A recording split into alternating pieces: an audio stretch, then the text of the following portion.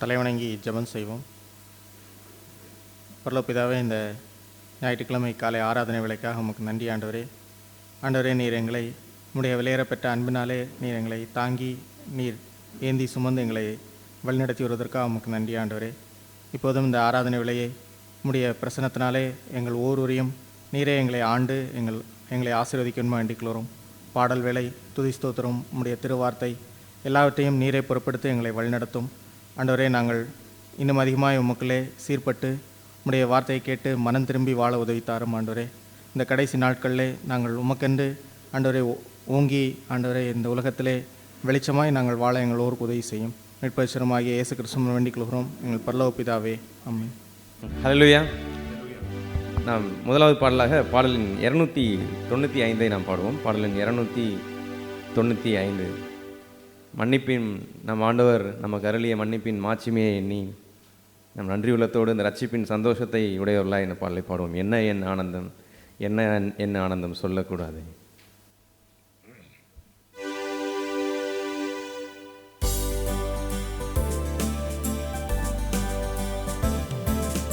என்ன என் ஆனந்தம், என்ன என் ஆனந்தம் சொல்லக்கூடாதே. என்ன என் ஆனந்தம், என்ன என் ஆனந்தம் சொல்லக்கூடாதே. மன்னன் கிறிஸ்து என் பாவத்தை எல்லாம் மன்னித்து விட்டாரே. மன்னன் கிறிஸ்து என் பாவத்தை எல்லாம் மன்னித்து விட்டாரே. கூடுவோம், ஆடுவோம், பாடுவோம், ஒன்றாய் மகிழ் கொண்டாடுவோம். கூடுவோம், ஆடுவோம், பாடுவோம், ஒன்றாய் மகிழ் கொண்டாடுவோம். நாடியே நம்மை தேடியே வந்த நாதனை போற்றிடுவோம். நாடியே நம்மை தேடியே வந்த நாதனை போற்றிடுவோம். பாவங்கள், சாபங்கள், கோபங்கள் எல்லாம் பரிகரித்தாரே. பாவங்கள், சாபங்கள், கோபங்கள் எல்லாம் பரிகரித்தாரே. தேவாதி தேவன் என் உள்ளத்தில் வந்து தேற்றியே விட்டாரே. தேவாதி தேவன் என் உள்ளத்தில் வந்து தேற்றியே விட்டாரே. அச்சயன் பச்சமாய் ரட்சிப்பை எங்களுக்கு அருளினதாலே. அச்சயன் பச்சமாய் ரட்சிப்பை எங்களுக்கு அருளினதாலே. நிச்சயம் சுவாமியை பற்றியே சாட்சி பகர வேண்டியதே. நிச்சயம் சுவாமியை பற்றியே சாட்சி பகர வேண்டியதே. வெண்ணங்கி பொன்மூடி வாத்தியம் மேல் வீட்டில் ஜெய கொடியுடனே. வெண்ணங்கி பொன்மூடி வாத்தியம் மேல் வீட்டில் ஜெய கொடியுடனே. மண்ணுலகில் வந்து விண்ணுலகம் சென்ற மன்னனை ஸ்தோத்தரிப்போம். மண்ணுலகம் விண்ணுலகம் சென்ற மன்னனை ஸ்தோத்தரிப்போம். என்ன என் ஆனந்தம், என்ன என் ஆனந்தம் சொல்லக்கூடாதே. என்ன என் ஆனந்தம், என்ன என் ஆனந்தம் சொல்ல கூடாதே. மன்னன் கிறிஸ்து என் பாவத்தை எல்லாம் மன்னித்து விட்டாரே. மன்னன் கிறிஸ்து என் பாவத்தை எல்லாம் மன்னித்து விட்டாரே. ஹல்லேலூயா. நாம் அடுத்ததாக பாடலின் 415 நாம் பாடுவோம். பாடலின் 415. கர்த்தர் செய்த நம் வாழ்க்கையில் செய்த நன்மைகளை எண்ணி, உலகம் நமக்கு நம்மை அடிமையாக வைத்திருக்கும், ஆனால் ஆண்டவருக்கோ அவருடைய அன்பை பார்க்கும் பொழுது நாமே அதற்கு அடிமையாக மாறக்கூடிய ஒரு ஜீவியம் தான் கிறிஸ்தவ ஜீவியம். அப்படிப்பட்ட பாடல் வரிகளை உணர்ந்தவர்களாய், அடைக்கலமே உமது அடிமை நானே, ஆர்ப்பரிப்பேனே அகமகிழ்ந்தேன் என்ற பாடலை எல்லாரும் கரங்களை தட்டி ஆண்டவரை மகிமைப்படுத்தி இந்த பாடலை பாடுவோம்.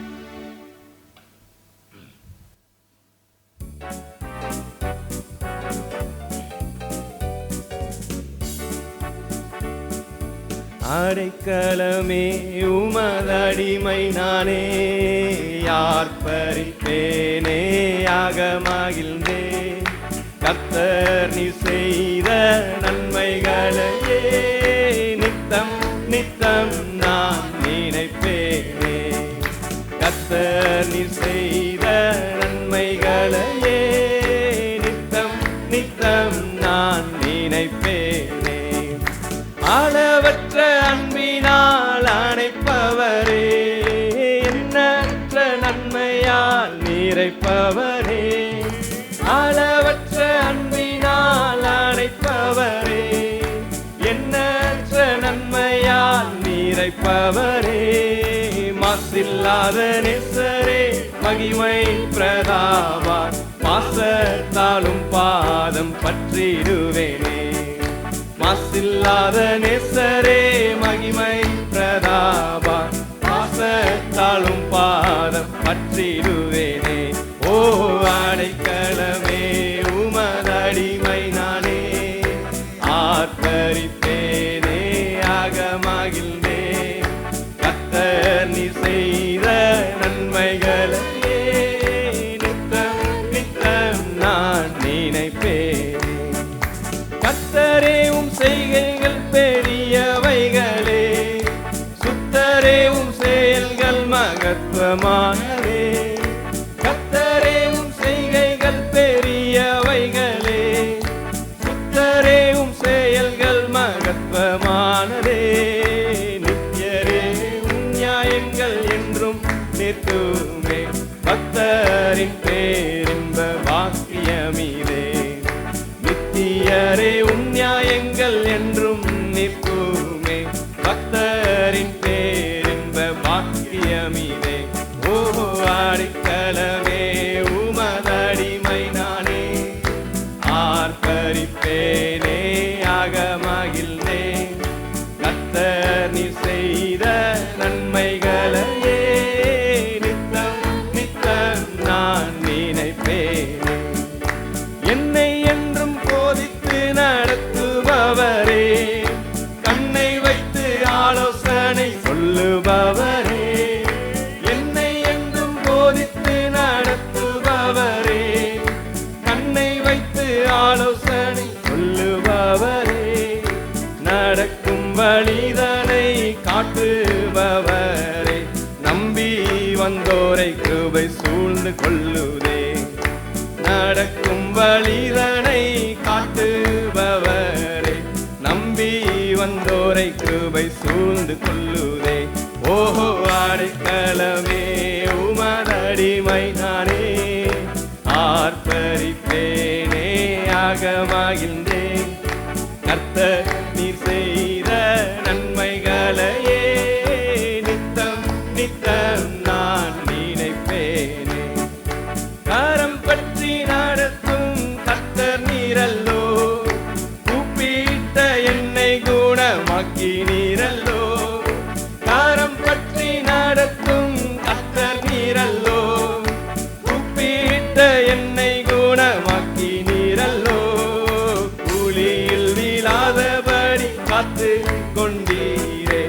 அழுகையை களிப்பாக மாற்றிவிட்டீரே. குழியில் விழாதபடி காத்து கொண்டீரே. அழுகையை களிப்பாக மாற்றிவிட்டீரே. ஓஹோ அடைக்கலமே உமதடிமை நானே. ஆர்ப்பரிப்பேனே அகமகிழ்ந்தே. கர்த்தர் நீ செய்த நன்மைகளையே நித்தம் நித்தம் நான் நினைப்பேனே. பாவங்களை பாராதென்னை பற்றி கொண்டீரே. சாபங்களை நீக்கி சுத்த உள்ளம் தந்தீரே. பாவங்களை பாராதென்னை பற்றி கொண்டீரே. சாபங்களை நீக்கி சுத்த உள்ளம் தந்தீரே. ரட்சண்யத்தின் சந்தோஷத்தை திரும்ப தந்தீரே. உற்சாக ஆவி என்னை தாங்க செய்தீரே. ரட்சண்யத்தின் சந்தோஷத்தை திரும்ப தந்தீரே. உற்சாக ஆவி என்னை தாங்க செய்தீரே. ஓஹோ அடைக்கலமே உமதடிமை நானே. ஆர்ப்பரிப்பேனே அகமகிழ்ந்தே. கர்த்தர் நீர் செய்த நன்மைகளையே நித்தம் நித்தம் நான் நினைப்பேனே. கர்த்தர் நீர் செய்த நன்மைகளையே நித்தம் நித்தம் நான் நினைப்பேனே. ஹல்லேலூயா. நாம் கடைசியாக பாடலின் 420 நாம் பாடுவோம். பாடலின் 420. நம்மை தேடி வந்த நம்முடைய ஆண்டவருடைய அன்பை உணர்ந்து அதில் மகிழ்ந்து பாடக்கூடிய ஒரு பாடல். இது உணர்ந்தவர்களாக எல்லாரும் பாடலை பாடுவோம். அப்பா பிதாவே, அன்பான தேவா, அருமை இரட்சகரே, ஆவியானவர்.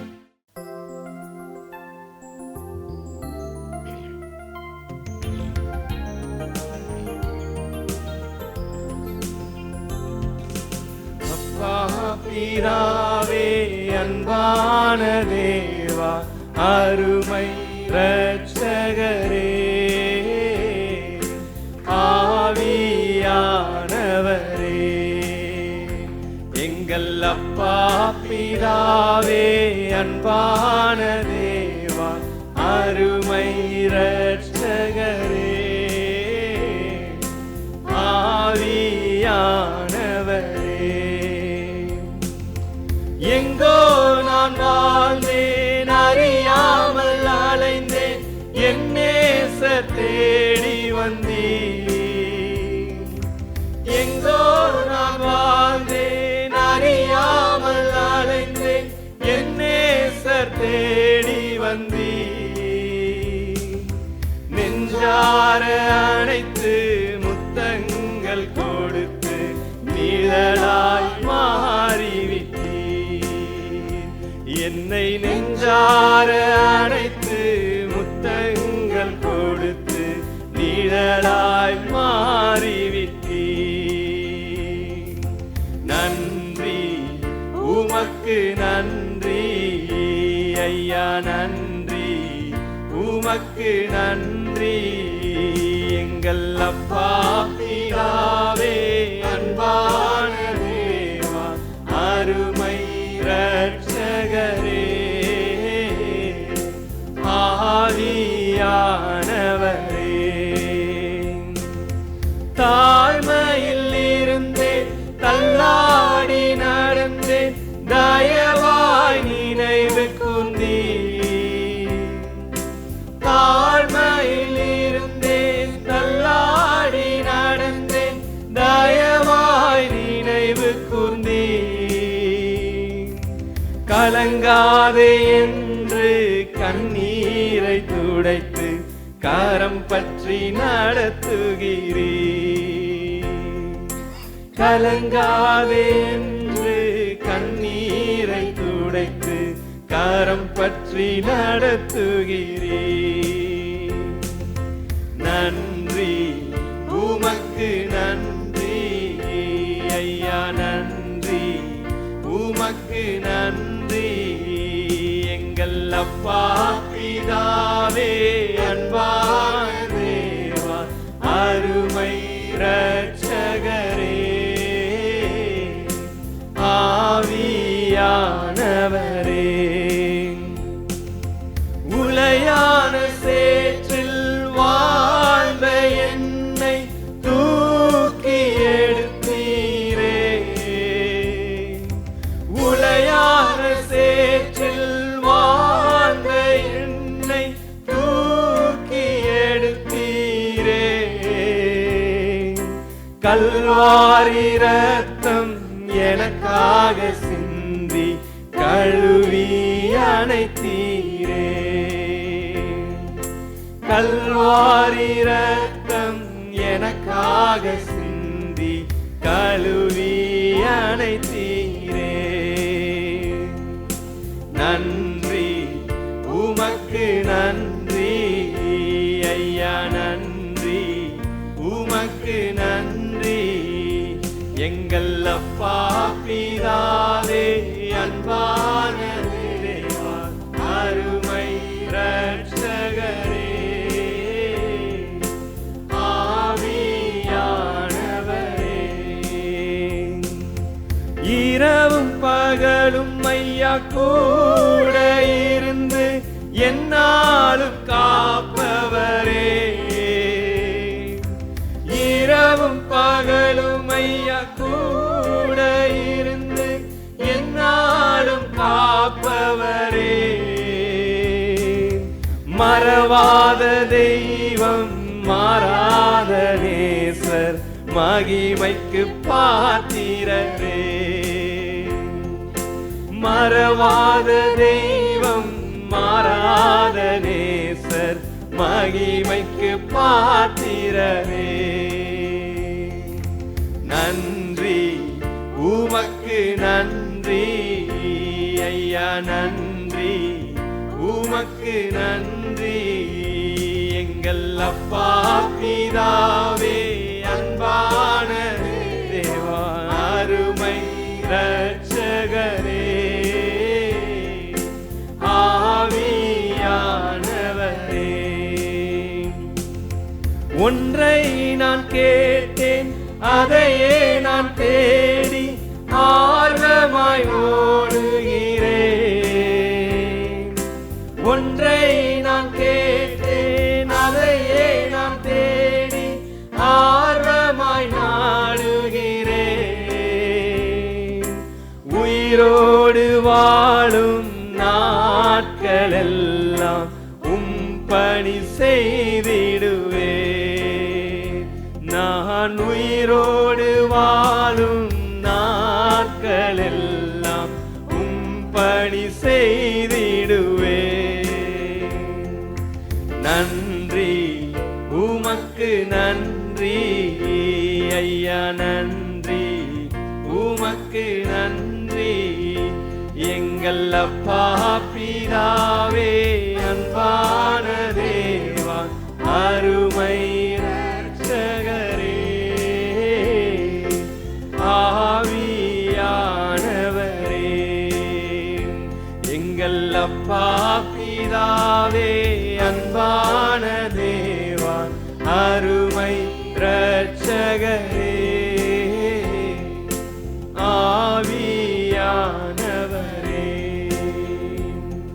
அல்லேலூயா. நம்மளும் எழுந்து நிற்போம். நம் பாவத்துக்கு அவரே பரிகாரியாய் தன்னையே பலியாய் கொடுத்த நம்முடைய ஆண்டவர்.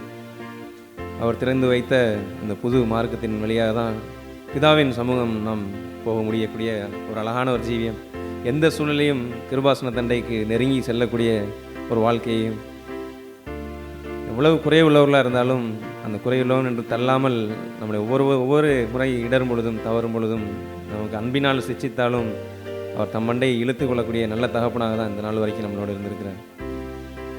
இப்படிப்பட்ட நல்ல ஆண்டவர், இப்படிப்பட்ட மன்னிப்பின் மாட்சிமையை பெற்ற நாம், அதிகமாய் மன்னிக்கப்பட்ட நாம், அதிகமாய் அன்பு கூறுவதற்கு தான் கடன்பட்டிருக்கிறோம். இப்படிப்பட்ட அன்பை ருசித்த நாம் எல்லோரும் இறைத்தின் ஆழத்திலிருந்து நம் மத்தியில் வாசமாக இருக்கிற நம்முடைய ஆண்டவரை மாத்திரம் நோக்கி பார்த்து சத்தத்தை உயர்த்தி, முடிந்தவர்கள் கரங்களை உயர்த்தி எல்லோரும் ஆண்டவரை மகிமைப்படுத்துகிறோம். Thank you Lord Jesus, praise you Lord. அப்பா, எங்கள் வாழ்க்கையில் நீ எங்கள் மீது பாராட்டின கிருபையும் இரக்கமும் எண்ணற்றது ஆண்டவரே.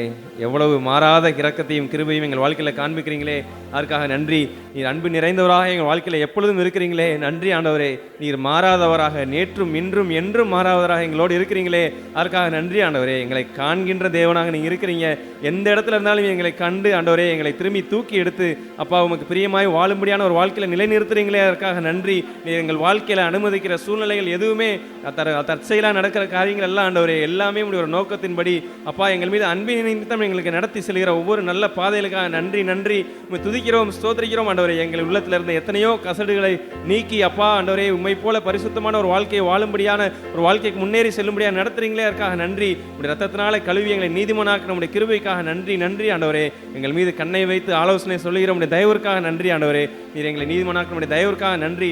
எந்த சூழ்நிலையிலும் அப்பா பிதாவே என்று கூப்பிடக்கூடிய புத்திர சுபியார் ஆவியை எங்களை தந்திருக்கிறீங்களே, அதற்காக நன்றி நன்றி. துதிக்கிறோம், ஸ்தோத்திரிக்கிறோம் அப்பா. Thank you Lord Jesus. நீர் எங்கள் மீது பாராட்டுகிற நீடிய பொறுமைக்காகவும் இரக்கத்திற்காகவும் கிருபைக்காகவும் நன்றி ஆண்டவரே. இந்த கிருபைக்கு அப்பா ஆண்டவரே பாத்திரம்லாம் நாங்கள் வாழும்படியாக எங்களுக்கு உதவி செய்யப்பா. நீங்க அப்படி செய்ய போகிற கிருபைக்காக நன்றி, செய்கிற கிருபைக்காக நன்றி. துதிக்கிறோம், ஸ்தோத்திரிக்கிறோம். Thank you Lord Jesus. Thank you thank you Father. Praise you.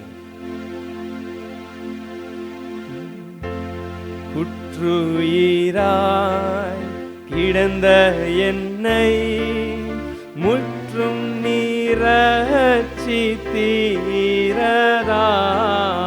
குற்றுயிராய் கிடந்த என்னை முற்றும் நீரட்சித்தீரதால்,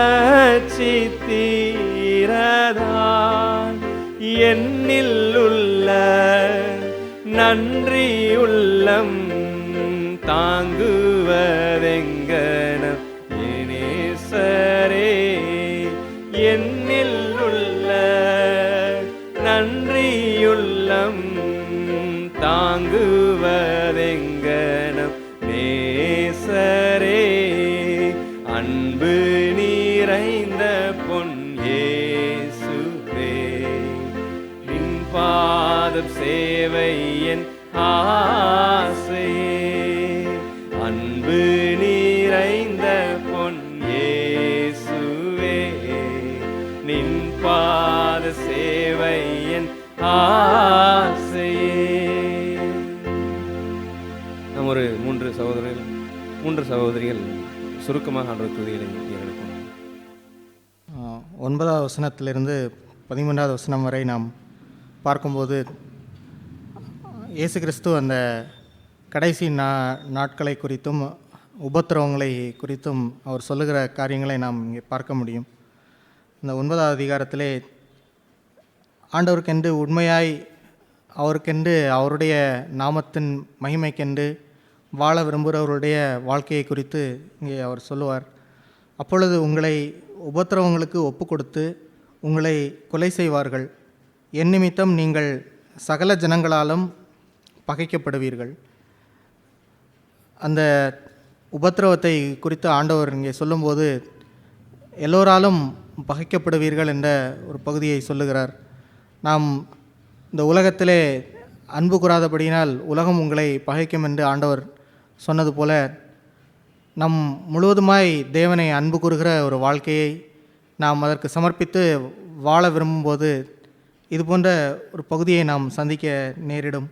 அதற்கு பின்பாக 10வது வசனத்திலே நாம் பார்க்கும்போது இது போன்ற உபத்திரவங்கள் இந்த பகுதிகளை பார்க்கும்போது அப்பொழுது அநேகர் இடரல் அடைந்து ஒருவரை ஒருவர் காட்டி கொடுத்து ஒருவரை ஒருவர் பகைப்பார்கள். அநேகர் அந்த இது போன்ற வேளைகளிலே இடரல் அடைகிறதை குறித்து இங்கே சொல்லுகிறார்.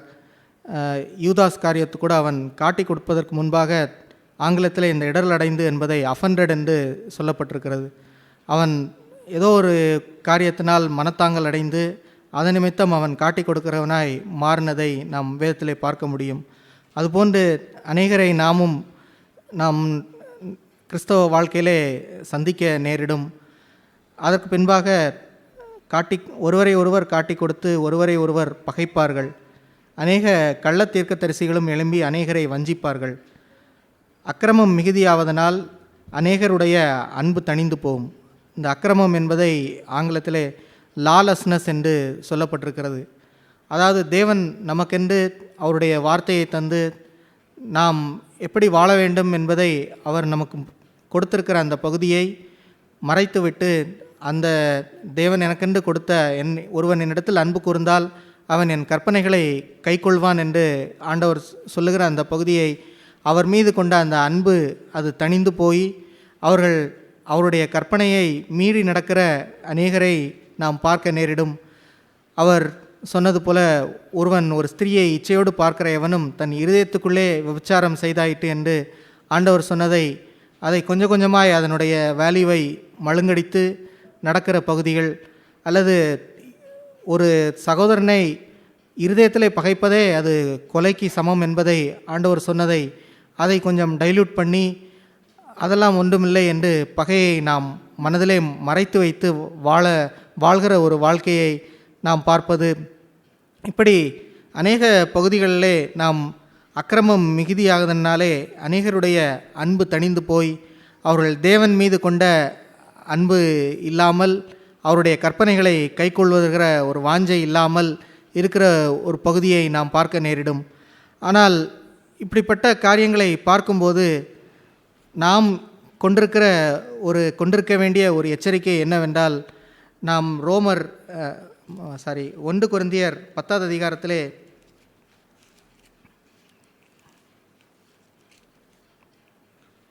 12வது வசனத்திலே, இப்படி இருக்க தன்னை நிற்கிறவன் என்று எண்ணுகிறவன் விழாதபடிக்கு எச்சரிக்கையாக இருக்க கடவன்.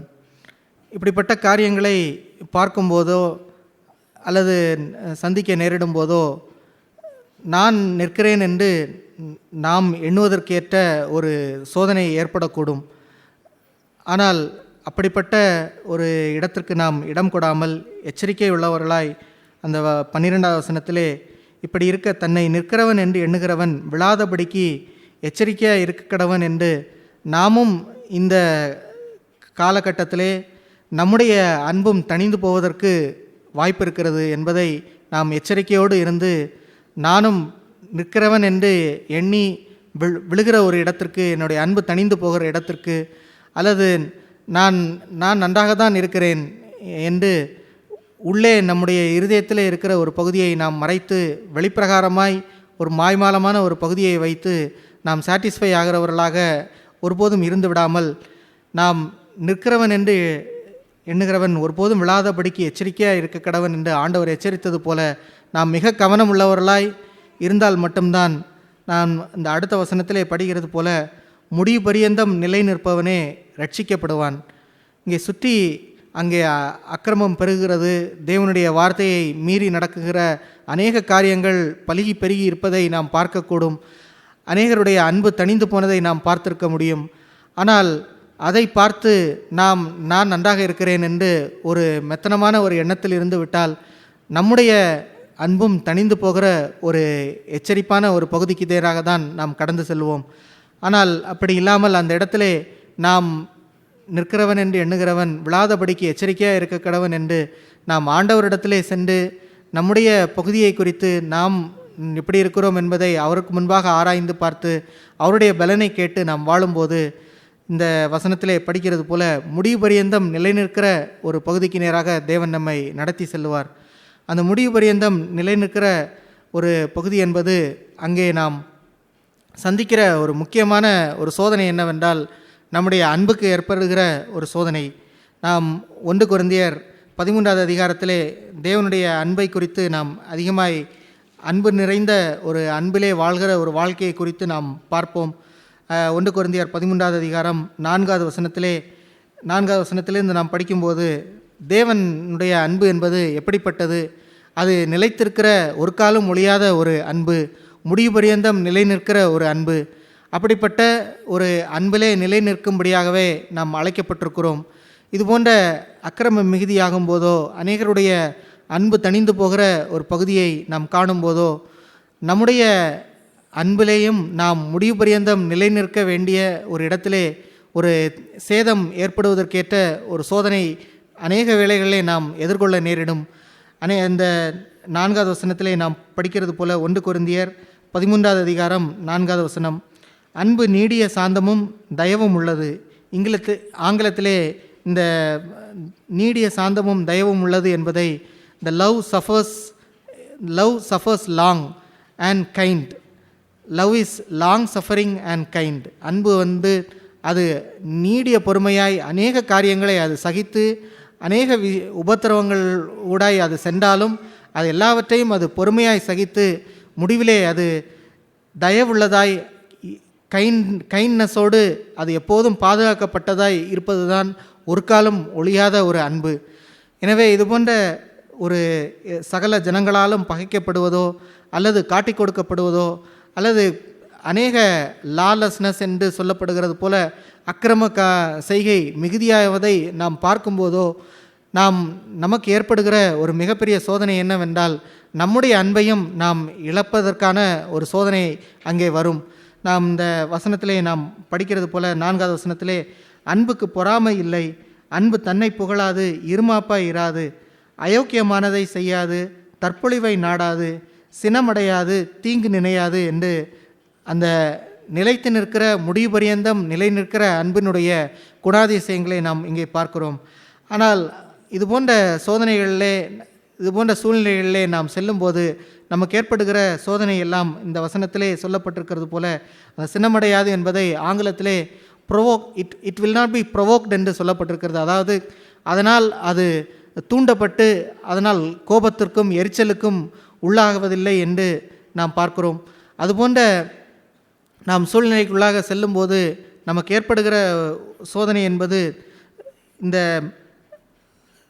இருமாப்பாய் இருப்பதோ, அயோக்கியமானவைகளை செய்வதற்கான சோதனையோ, தற்பொழிவை நாடுவதற்கான சோதனையோ, அல்லது ப்ரொவோக் பண்ணப்பட்டு சினமடைவதற்கான ஒரு சோதனையோ, தீங்கு பதிலுக்கு பதில் தீமை செய்ய வேண்டும் என்ற ஒரு சோதனை என்பதுதான் அநேக வேளைகளிலே அந்த அன்பை சேதப்படுத்துவதற்கு நமக்கு முன்பாக நிற்கிற ஒரு காரியமாய் நாம் பார்க்க முடியும். ஆனால் ஒரு மெய்யான தெய்வ அன்பிலே முடிவு பரியந்தம் நிலை நிற்க அழைக்கப்பட்டிருக்கிற நாம் முடிவு பரியந்தம் அந்த லாங் சஃபரிங் அன்பு தொடர்ந்து அது சாந்தமும் தயவும் உள்ளது என்ற அந்த பகுதியிலே நாம் ஒருபோதும் அந்த அன்பை சேதமடையாமல் நாம் பாதுகாக்கும் போது அந்த தெய்வீக அன்பு என்பது அது சாந்தமும் அது சகலத்தையும் சகித்து நாம் நீடிய பொறுமையுள்ளவர்களாய் ஒருபோதும் நம்முடைய கைண்ட்னஸை விட்டு தயவை விட்டு நாம் விலகாதவர்களாய் நம்மை பாதுகாத்து வழிநடத்துகிற அந்த அன்பை பாதுகாக்கிற ஒரு மிகப்பெரிய பொறுப்பையே நாம் அந்த வேளைகளே நாம் பாதுகாத்து வாழ நாம் அழைக்கப்பட்டிருக்கிறோம்.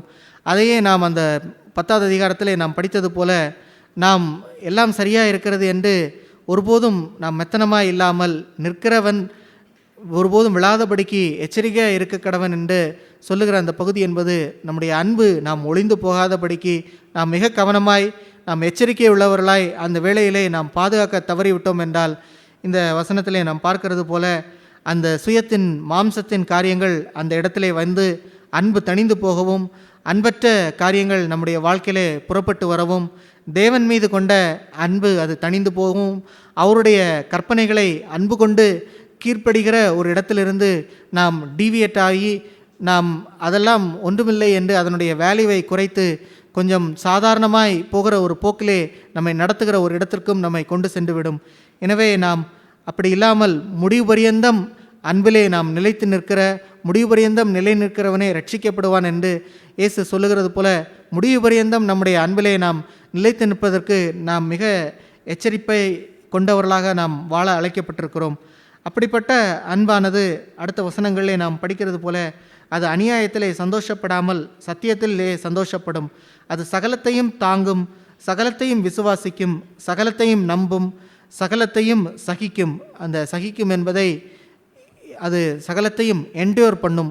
எனவே அந்த ஒரு காலம் ஒழியாத முடிவு பரியந்தம் நிலை நிற்கிற அந்த பகுதியை குறித்து ஆங்கிலத்திலே நாம் படிக்கும்போது கூட அதையும் என்டியூர் என்று தான் ஆண்டவர் சொல்லுகிறார். எனவே நாம் முடிவு பரியந்தம் நம்முடைய அன்பிலே நாம் அன்பு சேதமடையாமல் பாதுகாத்து கொள்வதே மிக முக்கியமான நம்முடைய ரெஸ்பான்சிபிலிட்டியாய் அந்த வேளையிலே நாம் எச்சரிப்பாக இருந்து வாழ வேண்டிய ஒரு பகுதி.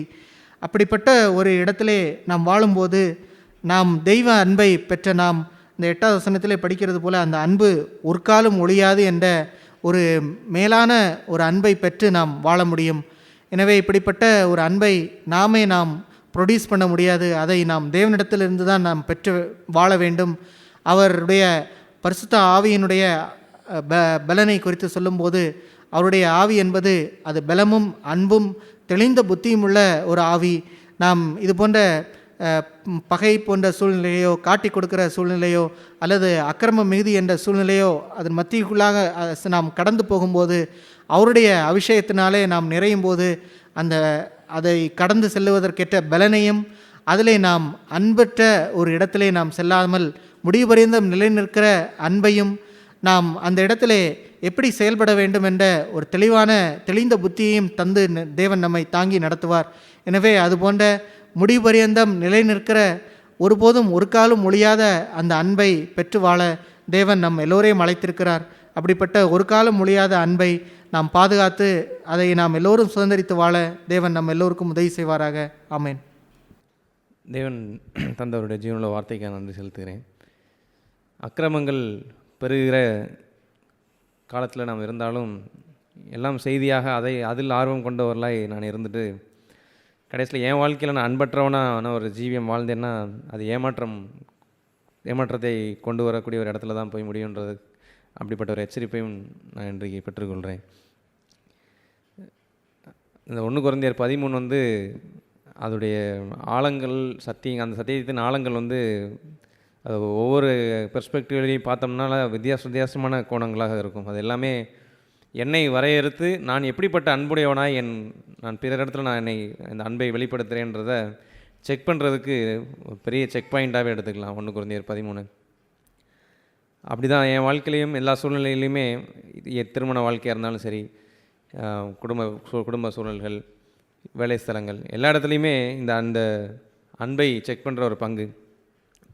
ஆத்தும கரிசனையோடு அநேகரை நெருங்கி ரட்சிப்பின் பாதையில் அவங்கள கொண்டு வரணுன்றதுக்காக மற்றவங்களுக்கு ஹெல்ப் பண்ணுற பகுதியிலையும் சரி, இந்த அன்பு செக் பண்ணி பார்க்குற ஒரு பங்கு. ஏன்னா என் வாழ்க்கையில் நான் எப்பயுமே யார் மேலேயாவது ஏதோ ஒரு காரியத்தில் ஒரு குறை உண்டு நான் இதயத்தில் ஒரு சலசலப்போடு நான் ஜெபத்துக்கு போனேன்னா, தேவன் என்றைக்குமே எனக்கு காமிக்கிறது அவர் என் மேலே ஃபஸ்ட்டு இரக்கமாக இருக்கிற பங்கு தான் என் மேலே காமிக்கிறார். அப்போ அதை பார்க்கும் பொழுது நான் அவ்வளவுத்தையும் பெற்றுக்கொண்டு நான் இந்த நபரை என்னால் மன்னிக்க முடியாது, இந்த நபர் மீது என்னால் அன்பு கூற முடியாது என்று என்னால் சொல்லவே முடியாது. ஆட்டோமேட்டிக்காக செயல்படுற பங்காக மாறிடும். நான் அந்த நபர் இடத்துல போய் அன்பாய் பேசுவதற்கும், அன்பினாலே அவங்களை தூக்கி எடுக்கிற ஒரு பங்குக்கு வர்றதற்கும், என் மீது எவ்வளவு சில காரியங்கள் நான் யோசிப்பேன். ஒரு பர்டிகுலர் காரியம், கர்த்தருக்கு பிரியமில்லாத காரியம் என் வாழ்க்கையில் இருக்குமானால் அது ஒரு நாள் ஆண்டவர் அது தெளிவாய் ஒரு பதிலை கொடுக்கும் பொழுது அதில் ரேடிக்கலான ஒரு டெசிஷன் எடுக்கிறதுக்கு, ஒரு தீர்மானம் எடுக்கிறதுக்கு ஆண்டவர் உதவி செய்வார். ஆனால் அது எடுத்ததுக்கப்புறம் நாம் இப்போ நிதானித்து பார்த்தேன் அப்படின்னா, இந்த காரியம் கர்த்தருக்கு பிரியமில்லாத காரியம் என் வாழ்க்கையில் எவ்வளவு நாளாக இருந்துச்சு, இவ்வளவு நாளாக கர்த்தருக்கு பிரியமில்லாத இந்த காரியம் என் வாழ்க்கையில் இருக்க தான் செஞ்சிச்சு. ஆனால் ஆண்டவர் எம்எல்ஏ நீடிய பொறுமையாக இருந்தார். அது இங்கிலீஷில் அழகாக இருக்கிறது, நீ கேட்ட மாதிரி சஃபர்ஸ் லாங் அப்படின்றது. ஆண்டவர் அது நிமித்தம் பயங்கர மன வருத்தத்தில் இருந்தாலும், ஆனால் அந்த அன்பு ஒழியாத அன்பை வைத்திருந்ததுனால ஒரு நாள் அதுக்குரிய நேரம் எனக்குன்னு ஒரு ஸ்பேஸ் கொடுத்தாரு. இந்த காரியத்திலேருந்து நான் மனம் திரும்பி வர்றதுக்கு ஒரு ஸ்பேஸ் கொடுத்து அந்த வார்த்தையை கொடுக்குறார். சபையிலேருந்து மீண்டும் ஒரு வார்த்தையை கொடுக்குறார். வேதத்தில் தியானிக்கும் பொழுது மீண்டும் கொடுக்குறார். பரிசுத்த ஆவியானவர் உள்ளே இருந்து உணர்த்திக்கிட்டே இருக்கிறார். ஆனால் அந்த காரியத்தில் உடனே எனக்கு மாற்றம் இல்லாட்டினாலும் என் மேலே நீடிய பொறுமையாக இருந்து ஒரு நாள் அதுக்கு நான் தீர்மானம் எடுத்து, எஸ், இது என்னுடைய சுயத்தின் பிடிப்பு, இல்லை இது எனக்கு கர்த்தருக்கு பிரியமில்லாத காரியம், இந்த பாவ பழக்கம் கர்த்தரை துக்கப்படுத்தும் அப்படின்னு சொல்கிறதெல்லாம் தீர்மானம் எடுத்து நான் மனம் திரும்புகிற ஒரு இடத்துக்கு வரும்பொழுது, கர்த்தர் என் மீது எவ்வளவு நீடிய பொறுமையாக இவ்வளோ நாள் வரைக்கும் என் மேலே இருந்தாரே அப்படின்னு சொல்லி அந்த நீடிய பொறுமையை நான் சிந்திக்கும் பொழுது, வேறு எந்த சகோதரனோ சகோதரியோ ஒரு சிறு பையனோ யாராக இருந்தாலும் சரி, அவங்க இடத்துல போயிட்டு நான் நேற்று சொன்னேன் நீ கேட்கல அப்படின்னு கேட்குறதுக்கு முடியவே முடியாது. ஏன் அப்படின்னா, கர்த்தர் என் மேலே எவ்வளவு நீடிய பொறுமையாக ஒரு காரியத்துக்கு உதாரணம் சொல்கிறேன். இப்படி என் வாழ்க்கையில் நம்ம வாழ்க்கையில் நிதானித்து பார்த்தோம்னா எத்தனையோ காரியங்களை ஆண்டவர் பொறுமையாக இருந்து நமக்குன்னு ஒரு ஸ்பேஸ் கொடுத்து நம்மளே ரியலைஸ் பண்ணி, நம்மளை ரோபோட் மாதிரி ஆண்டவர் படைக்கலை, நம்மளே அவர் கன்விக்ட் பண்ணுவார். அந்த கன்விக்ஷனுக்கு ஒப்பு கொடுத்து நம்ம மனம் திரும்பி அதுக்கு கீழ்ப்படியணும், நம்மளாம் மனமுகந்து கீழ்ப்படியணுன்றது தான் ஆண்டவர் விரும்புகிறார். அப்படி தான் என் மேலே நீடிய பொறுமையாக இருந்த என் தேவன், அப்படிப்பட்ட தேவன் எனக்கு ஒரு ஒளியாக இருக்கும்படியாக ஒரு இடத்துல சபையிலையோ குடும்பத்திலேயோ வைத்திருக்கும் பொழுது, எந்த இடத்துலையுமே அவங்க மட்டும் உடனே நடக்கலன்னு உடனே அவங்க மேலே உடனே ஒரு கசப்பும் வெறுப்பும், நான் சொன்னதை அவங்க கேட்கல இப்படின்ற ஒரு இடம்லாம் போகக்கூடாது. என் மேலே எப்படி ஆண்டவர் நீடிய பொறுமையாய், ஹீ சஃபர்ட் லாங், அவர் வந்து ரொம்ப நீடிய ரொம்ப நாட்களாக ரொம்ப சஃபர் பண்ணார். அவருக்குள்ளார வந்து வருத்தம் இருந்துச்சு. நான் தீமையை செய்யும் பொழுது அதில் அவர் பிரியப்படலை. ஆனால் அவர் ரொம்ப பொறுமையாக இருந்தார். என் மேலே நம்பிக்கை இழக்காமல் பொறுமையாக இருந்தார். கன்விக்ஷனை கொடுத்துக்கிட்டே இருந்தார். அவர் வந்து உணர்த்துதலை கொடுத்துக்கிட்டே இருந்தார். ஒரு நாள் அந்த அன்பை பார்க்கும்படியாக கண்ணை திறக்கும் பொழுது நான் ஆட்டோமேட்டிக்காக அதற்கு நான் மனமுகந்து நானே அதுக்கு கீழ்ப்படுகிற ஒரு இடத்துக்கு வரேன். இப்படி தான் என்னுடைய வாழ்க்கையும் சுற்றி இருக்கிறவர்கள் மேலே இருக்கணும். என்னுடைய அன்பு தணிஞ்சு போயிடக்கூடாது. என்றைக்குமே லவ் நெவர் ஃபெயில்ஸ். அன்பு வந்து ஒரு காலம் ஒழியாதுன்றது வந்து எல்லாருடைய வாழ்க்கையிலையும் நிதர்சனமான உண்மை. ஆனால் அது தெய்வ அன்பாக இருக்கணும். மனுஷீக அன்பாக இருந்துச்சுன்னா எல்லா இடத்துலையும் இப்போ மனுஷீக அன்பு தான் உலகம் சுற்றி இருக்குது. யூடியூப் எடுத்து பார்த்தா கூட நிறைய மனுஷீக அன்பை வச்சு பேசுகிறாங்க. அது எல்லாமே கடைசியில் ஒரு கசப்புக்கு நேராக நடத்துகிற ஒரு காரியம்தான். அது எல்லாமே வந்து பாதியிலே இழந்துட்டு பாதியிலே ரிட்டர்ன் போகக்கூடிய ஒரு அன்பு தான். ஆனால் தெய்வ அன்புன்றது நீடிய பொறுமை உள்ள ஒரு அன்பு. இது எல்லா இடத்துலையுமே பொருந்தும். திருமண வாழ்க்கையாக இருந்தாலும் சரி, கணவன் மனைவிக்குள்ளார இடையில இருக்கிற வாழ்க்கையாக இருந்தாலும் சரி, இப்படிப்பட்டவர்களை என்னால் நேசிக்க முடியாதுன்னு சொல்கிறது மனுஷீக அன்பு. ஆனால் இந்த சூழ்நிலையிலையும் அவங்களை நேசிக்கக்கூடிய ஒரு நேசத்தை தெய்வ அன்புனால், பரிசுத்த ஆவியானவர் என் இதயத்தில் ஊற்றுகிற அந்த தெய்வ அன்புனால் மட்டும்தான் என்னால் காண்பிக்க முடியும். அப்படின்ற அந்த தெய்வ அன்பை பெற்று நான் காண்பிக்கும் பொழுது கர்த்தர் நன்மை சிறை சோர்ந்து போகாதீங்கன்னு சொல்கிறார் ஆண்டவர். ஆனால் சோர்ந்து போகாமல் இருந்தீங்கன்னா அதுக்குரிய பலனை யூ வில் ரீப் அப்படின்னு சொல்கிறார். நீங்கள் அதற்குரிய பலனை வந்து கரெக்டான டைமில் நீங்கள் அறுப்பீங்கன்னு சொல்கிறார். அப்போ அதே மாதிரி நான் என்னுடைய வாழ்க்கையில் பிறருக்கு அன்பு கூறுகிற இடத்துல இருக்கும் பொழுது ஒருபோதும் நான் பின்வாங்காத ஒரு இடம். எந்த சூழ்நிலையாக இருந்தாலும் நான் வந்து என் மீது குற்றுயிராய் கிடந்த எண்ணெய் இன்றைக்கி பாடணும். குற்றுயிராய் கிடந்த எண்ணெய் முற்றும் நீர் ரட்சித்தீர்னு சொல்லி, அப்படி குற்றுயிராய் இருந்த எண்ணெயை வந்து தேவன் என்னை தூக்கி எடுத்த இப்படிப்பட்ட அன்பை பெற்ற நான் எப்படி பிறர் மீது அன்பற்ற ஒரு தன்மையோடு காண்பிக்க முடியும்? ஒருவேளை தவறு இருக்கலாம், இடர் இருக்கலாம், உடனே மனம் திரும்புகிற ஒரு காரியம்தான். ஈவன் ஒரு சில்ட்ரனை ஒரு ஜோனாவினுடைய குழந்தையை வளர்க்கும் பொழுதுமே கூட ஆண்டவர் நிறைய இடத்துல இந்த கோபத்தில் நியாயம் இருக்கிறது போல் இருந்தாலும் அது கரைப்பட்ட அன்பாக தான் இருக்குது. அந்த இடத்துல நீ வந்து உன்னுடைய சுயத்தின் பிடிப்பு அதில் இருக்கிறது. அப்படி இல்லை, உண்மையிலே ஒரு அன்பினால் சிச்சிக்கிறேன்னா அந்த அன்பின் சிச்சை ஓகே தான். ஆனால் அந்த சிச்சையோடு சேர்த்து உன்னுடைய நீ சொன்னதை கேட்கலன்ற ஒரு டிசப்பாயின்மெண்ட்டை அக்செப்ட் பண்ண முடியாத ஒரு தன்மை நமக்கு உனக்குள்ளார வந்து நீ நினச்சது நடக்கலைன்றதை உன்னால் அக்செப்ட் பண்ணிக்க முடியல. அதனால தான் உனக்குள்ளார இந்த வந்து இப்படிப்பட்ட ஒரு கரை இருக்குன்றதை ஆண்டவர் காண்பிக்கும் பொழுது நான் வெக்கமடைஞ்சு அதுக்கு மனம் திரும்புகிறவனாக தான் இருக்கிறேன். எத்தனையோ காரியங்கள் ஆண்டவர் என்னை முன்னேறி செல்லும்படியாக தான் நடத்தியிருக்கிறார். எல்லா குறைகள் இருந்தாலும் அந்த குறைகளெல்லாம் பொறுமையாக என் மேலே திரும்பி காண்பார். எத்தனையோ முறை விழுந்தாலும் திரும்பி அந்த அன்பினால் என் மீது நீடிய பொறுமையோடு he suffered long and convicted me. அப்படி தான் வந்து என்னை கன்விக்ட் பண்ணி உணர்த்தி முன்னேறி செல்லும்படியாகவே இந்த நாள் வரைக்கும் நடத்தின நல்ல ஆண்டவர். இப்படிப்பட்ட அன்பை நாம் பெற்றிருக்கும் பொழுது நாம் அன்பு கூறுவதற்கு கடமைப்பட்டிருக்கிறோம். அதுதான் ஆண்டவர் சொன்னார், நாம் தேவன் மீது வைத்திருக்கிற அன்பும் மனுஷன் மீது காட்டுகிற அன்பும் ரெண்டுமே ஒரே ஈக்குவல் ரேஷியோவாக வச்சுட்டார். தேவன் மீது அன்பு வைத்திருந்தோம்னா சுற்றி இருக்கவங்க எல்லாருமே நம்ம நேசிக்கிற ஒரு இடத்துல தான் இருப்போம். எந்த இடத்துலையுமே கண்டிஷனல் லவ்ன்றதே கிடையாது.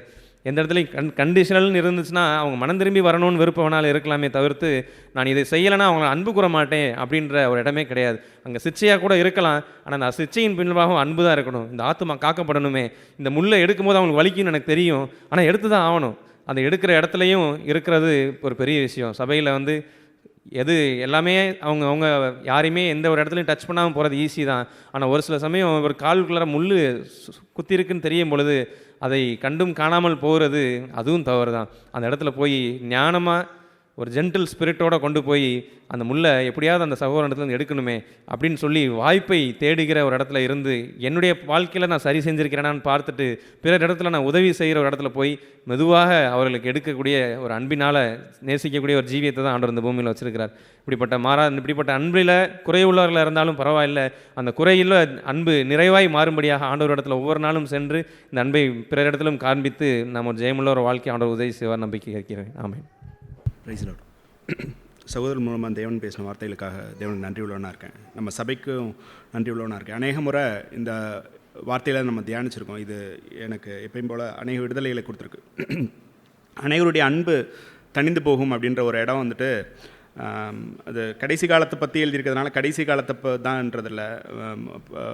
அந்தி கிறிஸ்து வந்து கடைசி காலத்தில் தான் எழும்புவான்னு சொல்லும்போது யோவான் அப்போஸ்தலன் சொல்லுவார், இப்பொழுதே நம்ம மத்தியிலேயே அந்தி கிறிஸ்து இருக்காரு அப்படின்னு சொல்லி சொல்கிறது மாதிரி தான். இது வந்துட்டு நம்மளுடைய சொந்த வாழ்க்கையில் இருக்க அன்பு தணிந்து போகிற ஒரு இடம் தான். சகோதரர்களை எடுத்து காமிச்சது மாதிரியும் கூட அங்கே ஆரம்பிக்கிறது அப்பொழுதுன்னு ஆரம்பிக்கிறதுனால அதுக்கு மேலே இருக்க வசனத்தை படிக்கணும். அதில் உபத்திரவங்களுக்கு உங்களை ஒப்பு கொடுப்பார்கள்னு ஒரு வசனம் அப்படி தான் ஆரம்பிக்கும். 9வது வசனம், உபத்திரவங்களுக்கு உங்களை ஒப்பு கொடுக்க போகிறாங்க. ஒப்பு கொடுக்கும்போது தான் அநேகர் இடரல் அடைகிறாங்க அப்படின்னு சொல்லும்போது, இந்த உபத்திரவன்றது சொந்த வீட்டில், சொந்த சபையில், சொந்த ஆஃபீஸில், இந்த மாதிரி நேரங்களில் நான் சரியாக இருக்கேன், கர்த்தருக்குள்ளே நான் சரியாக இருக்கேன், இல்லை நான் முன்னேறி இருக்கேன், சகோதரர் எடுத்து காமிச்சது மாதிரி நான் நிற்கிற இடத்துக்கு ஒரு இடத்துக்கு நான் வந்திருக்கேன்னும் போது இன்னொருத்தவங்க அது அப்படி இல்லாமல் அது எனக்கு உபத்திரமாக கொண்டாடுறாங்க. நான் சொல்கிற வழியில் அவங்க செல்லாமல், இல்லாட்டி நான் எது சரின்னு நான் சொல்கிறேனோ அதில் இல்லாமல், இல்லை தேவனுடைய காரியங்களுக்கு அகென்ஸ்டாக, இல்லை என்னோடய சுயத்தை வெளியே கொண்டு வர மாதிரியா, என்னோடய சுயத்தை டச் பண்ணுற மாதிரியான ஒரு விஷயங்களெல்லாம் செய்யும்போது அதை தான் உபத்திரவம்னு நம்ம நேரம் நினைக்கிறோம். அந்த உபத்திரம் வரும்போது என்னுடைய அன்பு தணிஞ்சு போகுது. உபத்திரவத்துக்கு உங்களை ஒப்பு கொடுப்பார்கள்னு சொல்லிட்டு அப்பொழுது அநேகர், அந்த உபத்திரம் வந்தோடனே அநேகர் இடரல் அடைந்து ஒருவரை காட்டி கொடுத்து ஒருவர் பகைப்பார்கள். அந்த பகைன்றதோட ஆரம்பம் அன்பு இல்லைன்றதோட ஆரம்பம் தான். அப்படி இல்லாமல் சகோதரர் பேசினது மாதிரியும் கூட இந்த வழியில் தானே நான் கடந்து வந்தேன். தேவனை என்ன தூக்கி எடுத்தார், அநேக சகோதரர்கள் என்ன தூக்கி எடுத்தாங்களே, என்னோடய சபை என்ன தூக்கி எடுத்துச்சேன்னு சொல்லி அந்த வழியை காமிக்கிறது. ஒரு முறை நம்ம ஊழியக்காரர் ஒரு டைமில் சொல்லியிருந்தார், ஒரு இடரலுக்குள்ளே ஒரு சபை வந்துட்டு ஒரு பாடலுக்குள்ளே போகும்போது நான் அந்த இடத்துல சுதாரித்தேன். என்னுடைய அன்பை வந்துட்டு ரெட்டிப்பான பூட்டை வச்சு பூட்டி வச்சுட்டேன், என்னோடய இதயத்தை ரெட்டிப்பான பூட்டை வச்சு பூட்டி வச்சுட்டேன்னு சொல்லி சொன்னார். அந்த மாதிரி அநேக நேரங்களில் நான் யோசிச்சதுண்டு, ஒரு டிஸ்கஷனுக்குள்ளேயோ ஒரு இந்த இடத்துல இந்த விஷயத்தை நான் சொல்ல போகிறேன், இவங்களுக்கு ஒரு அறிவுரை சொல்ல போகிறேன், அது எப்படியா இருந்தாலும் அவங்க ஏற்றுக்கிட்டாலும் ஏற்றுக்காட்டினாலும் நான் கர்த்தருடைய வார்த்தையை சொல்லி முடிச்சுட்டு நான் நிற்கிறவன்ற இடத்துல இல்லாமல் அவங்களுக்கு சொல்லி அவங்கள அதுலேருந்து திருத்துறது மட்டும்தான் என்னுடைய வேலையாக இருக்கணுமே தவிர, கர்த்தர்ட்ட தள்ளி விடுறது மட்டும்தான் என்னுடைய வேலையாக இருக்கணுமே தவிர, நான் சரியாக இருக்கேன்றது ப்ரூவ் பண்ணுறதோ கிருபையற்ற வார்த்தையை என் வாயில் வந்துடக்கூடாதுன்றதில் ஜாக்கிரதையாக இருக்க நான் அநேக நேரம் விரும்பியிருக்கேன். அந்த அக்கிரமம் மிகுதியாவதினால் அனைவருடைய அன்பு தனிந்து போகுன்றது வார்த்தை வந்துட்டு அக்கிரமம் எதை நம்ம அக்கிரமமாக பார்க்குறோம். நான் இப்போ இந்த விஷயத்தில் சரியாக இருக்கேன், உதாரணத்துக்கு நான் சபைக்கு ரெகுலராக கரெக்டாக வந்துடுறேன், சபைக்கு வராத ஒரு என்னுடைய மனைவியோ என்னுடைய குழந்தைகளையோ பார்க்கும்போது நான் சரியாக இருக்கேன், இவங்க சரியாக இல்லை, அப்போ இது அக்கிரமம் தானே. அவங்க சபைக்கு வராமல் இருக்கதோ இல்லாட்டி ஜெபம் நான் ரெகுலராக பண்ணுறேன், என்னுடைய மனைவி அவங்க சரியான வழியில் வரல, இல்லை பாவ காரியங்களை செஞ்சுட்டு இருக்கும்போது அது அக்கிரமாதமாக எனக்கு தெரியுது. நான் அதுலேருந்து விடுதலையானேன்றதை மறந்துட்டு இவங்க இப்படி இருக்காங்களேன்றதை நான் யோசிக்கும்போது அங்கே தான் அன்பு தணிந்து போகுது. ஆனால் அங்கே தான் கர்த்தர் சொல்கிறாரு, முடிவு பரியந்தம் அன்பு நிலைத்திருப்பவனே ரட்சிக்கப்படுவான், அன்பில் நிலைச்சிருக்கவனே. அன்பு நீடிய பொறுமையாக அவங்க என்ன பண்ணாலும் அதில் அவங்கள மீட்டெடுக்கணும். அதுக்காக அவங்க போகிற வழியில் விடுறதில்லை, மீட்டெடுக்கணும். நான் நிற்கிற இடத்துக்கே, நான் விசுவாசிக்கிற தேவன்கிட்டே அவங்கள கொண்டாந்து சேர்க்கணுன்றது தான் அன்பு. அதில் பொறுமையாக அதில் அந்த அன்பு தணிஞ்சு போகாமல் பாதுகாத்து கர்த்தர்கிட்டே எப்பயுமே காத்திருந்து அவருடைய, ஏன்னா அவர் மட்டும்தான் அதை பர்ஃபெக்டாக செய்ய முடியும். என்னுடைய சுயம் அதை செஞ்சுறதுக்கான வாய்ப்பே இல்லை. கர்த்தர்கிட்டே போயிட்டு அந்த இதில் நான் பொறுமையாக இருக்க, கிருபையான வார்த்தைகளை எனக்கு தந்து நீங்கள் என்னை நடத்துகிற மாதிரி மற்றவங்களையும் கொண்டாந்து உங்களோட பொறுப்பில் ஒப்படைக்கிற அந்த ஒரு விஷயத்தை நான் சரியாக செஞ்சு முடிக்க கர்த்தர் எனக்கு உதவி செய்யணும்னு எப்பயுமே நான் விரும்புவேன். இப்பயும் அந்த இடத்துல இருக்கேன். கர்த்தர் எனக்கு உதவி செய்ய நம்பிக்கை இருக்கிறேன். Praise the Lord. தேவன் சபையில் கொடுத்த அவருடைய ஜீவனுள்ள வார்த்தைக்காக நன்றி செலுத்துகிறேன். கடைசி நாட்களில் அனைவருடைய அன்பு தணிந்து போகுங்கிற மாதிரி இந்த நாட்களில் எவ்வளவாய் தேவனுடைய அன்பு என் உள்ளத்தில் ஊற்றப்பட்டால் தான் நான் அதிகமாக ஆண்டவரை நேசிக்க முடியும், பிறரையும் நான் நேசிக்க முடியும். அதுக்காக ரொம்ப நான் ஆண்டவர்கிட்ட கேட்குறதெல்லாம், ஆண்டவரே உங்களுடைய அன்பினால் என்னை நிரப்புங்க, அப்படி இருந்தால் மட்டும்தான் நானும் என்ன ஆதாயப்படுத்திக்கிட முடியும், நான் பிறரையும் நான் ஜீவனை கொடுக்குறவளாய் ஆதாயப்படுத்துகிறவளாய் நான் இருக்க முடியும். அதுதான் ஆண்டவரே, இன்னும் நான் ஆண்டவரே என்னை உமக்குள்ளாக என்னை கட்டுங்க, என்னை ஊன்ற கட்டுங்கன்னு தான் நான் ஆண்டவர்கிட்ட கேட்குறேன்.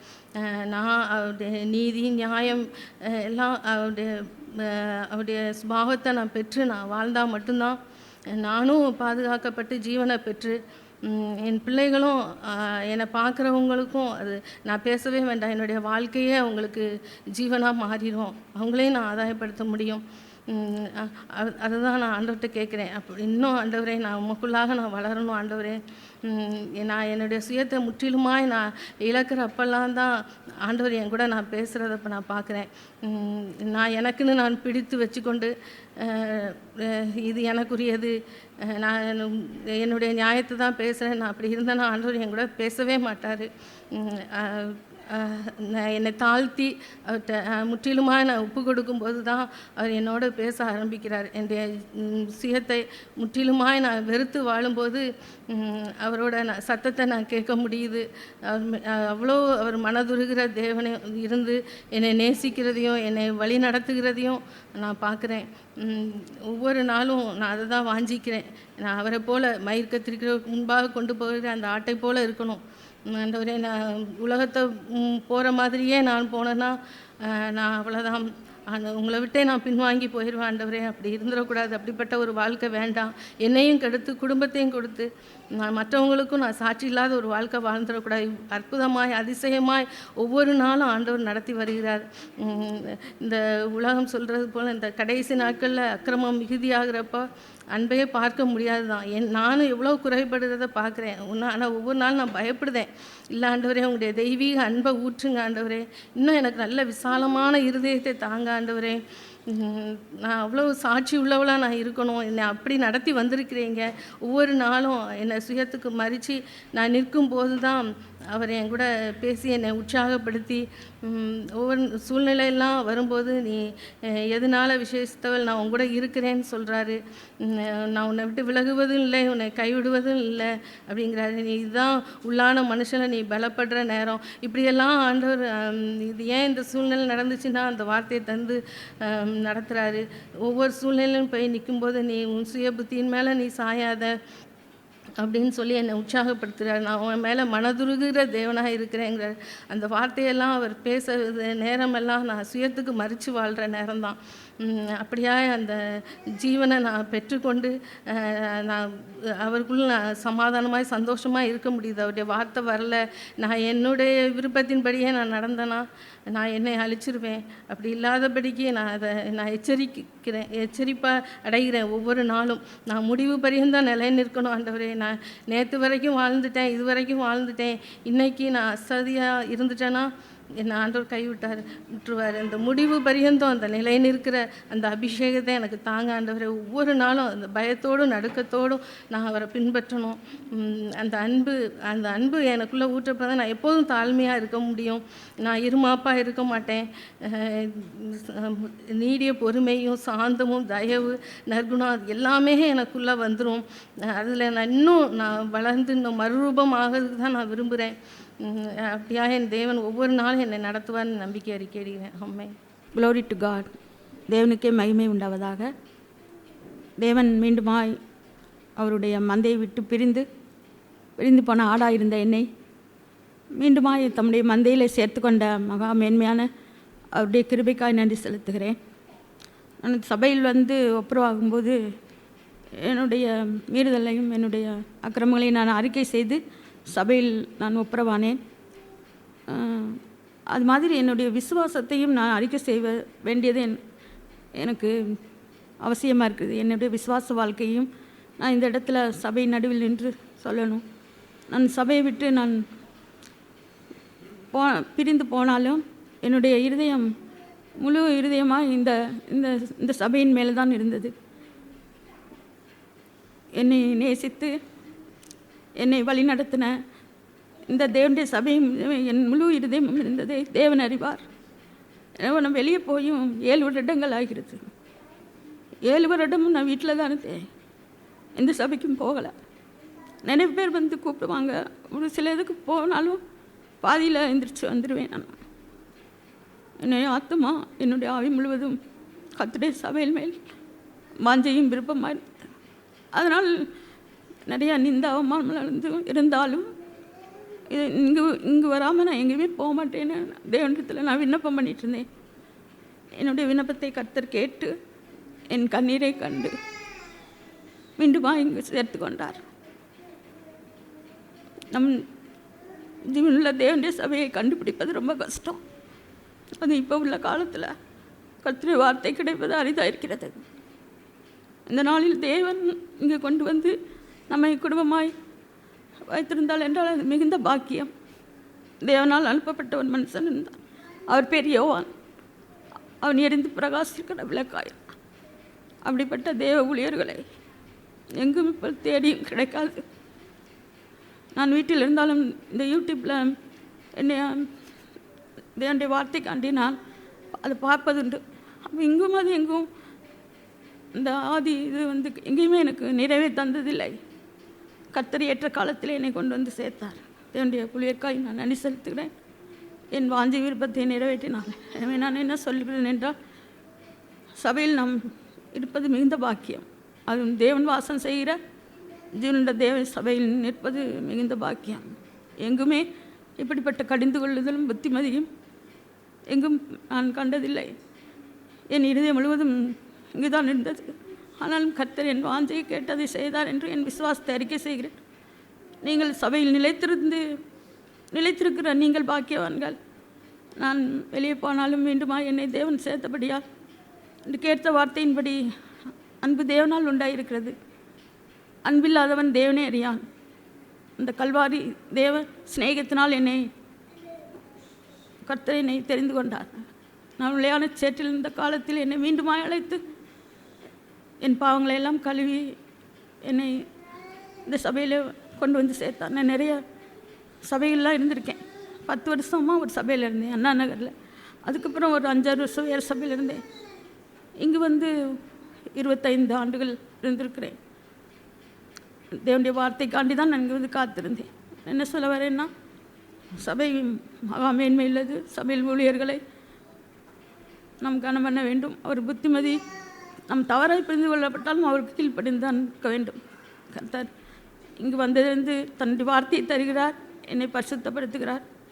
என் சரீரம் பலவீனமாக இருந்தாலும் இங்கு வந்து அந்த வார்த்தையின் மூலம் நான் பலனடைகிறேன்.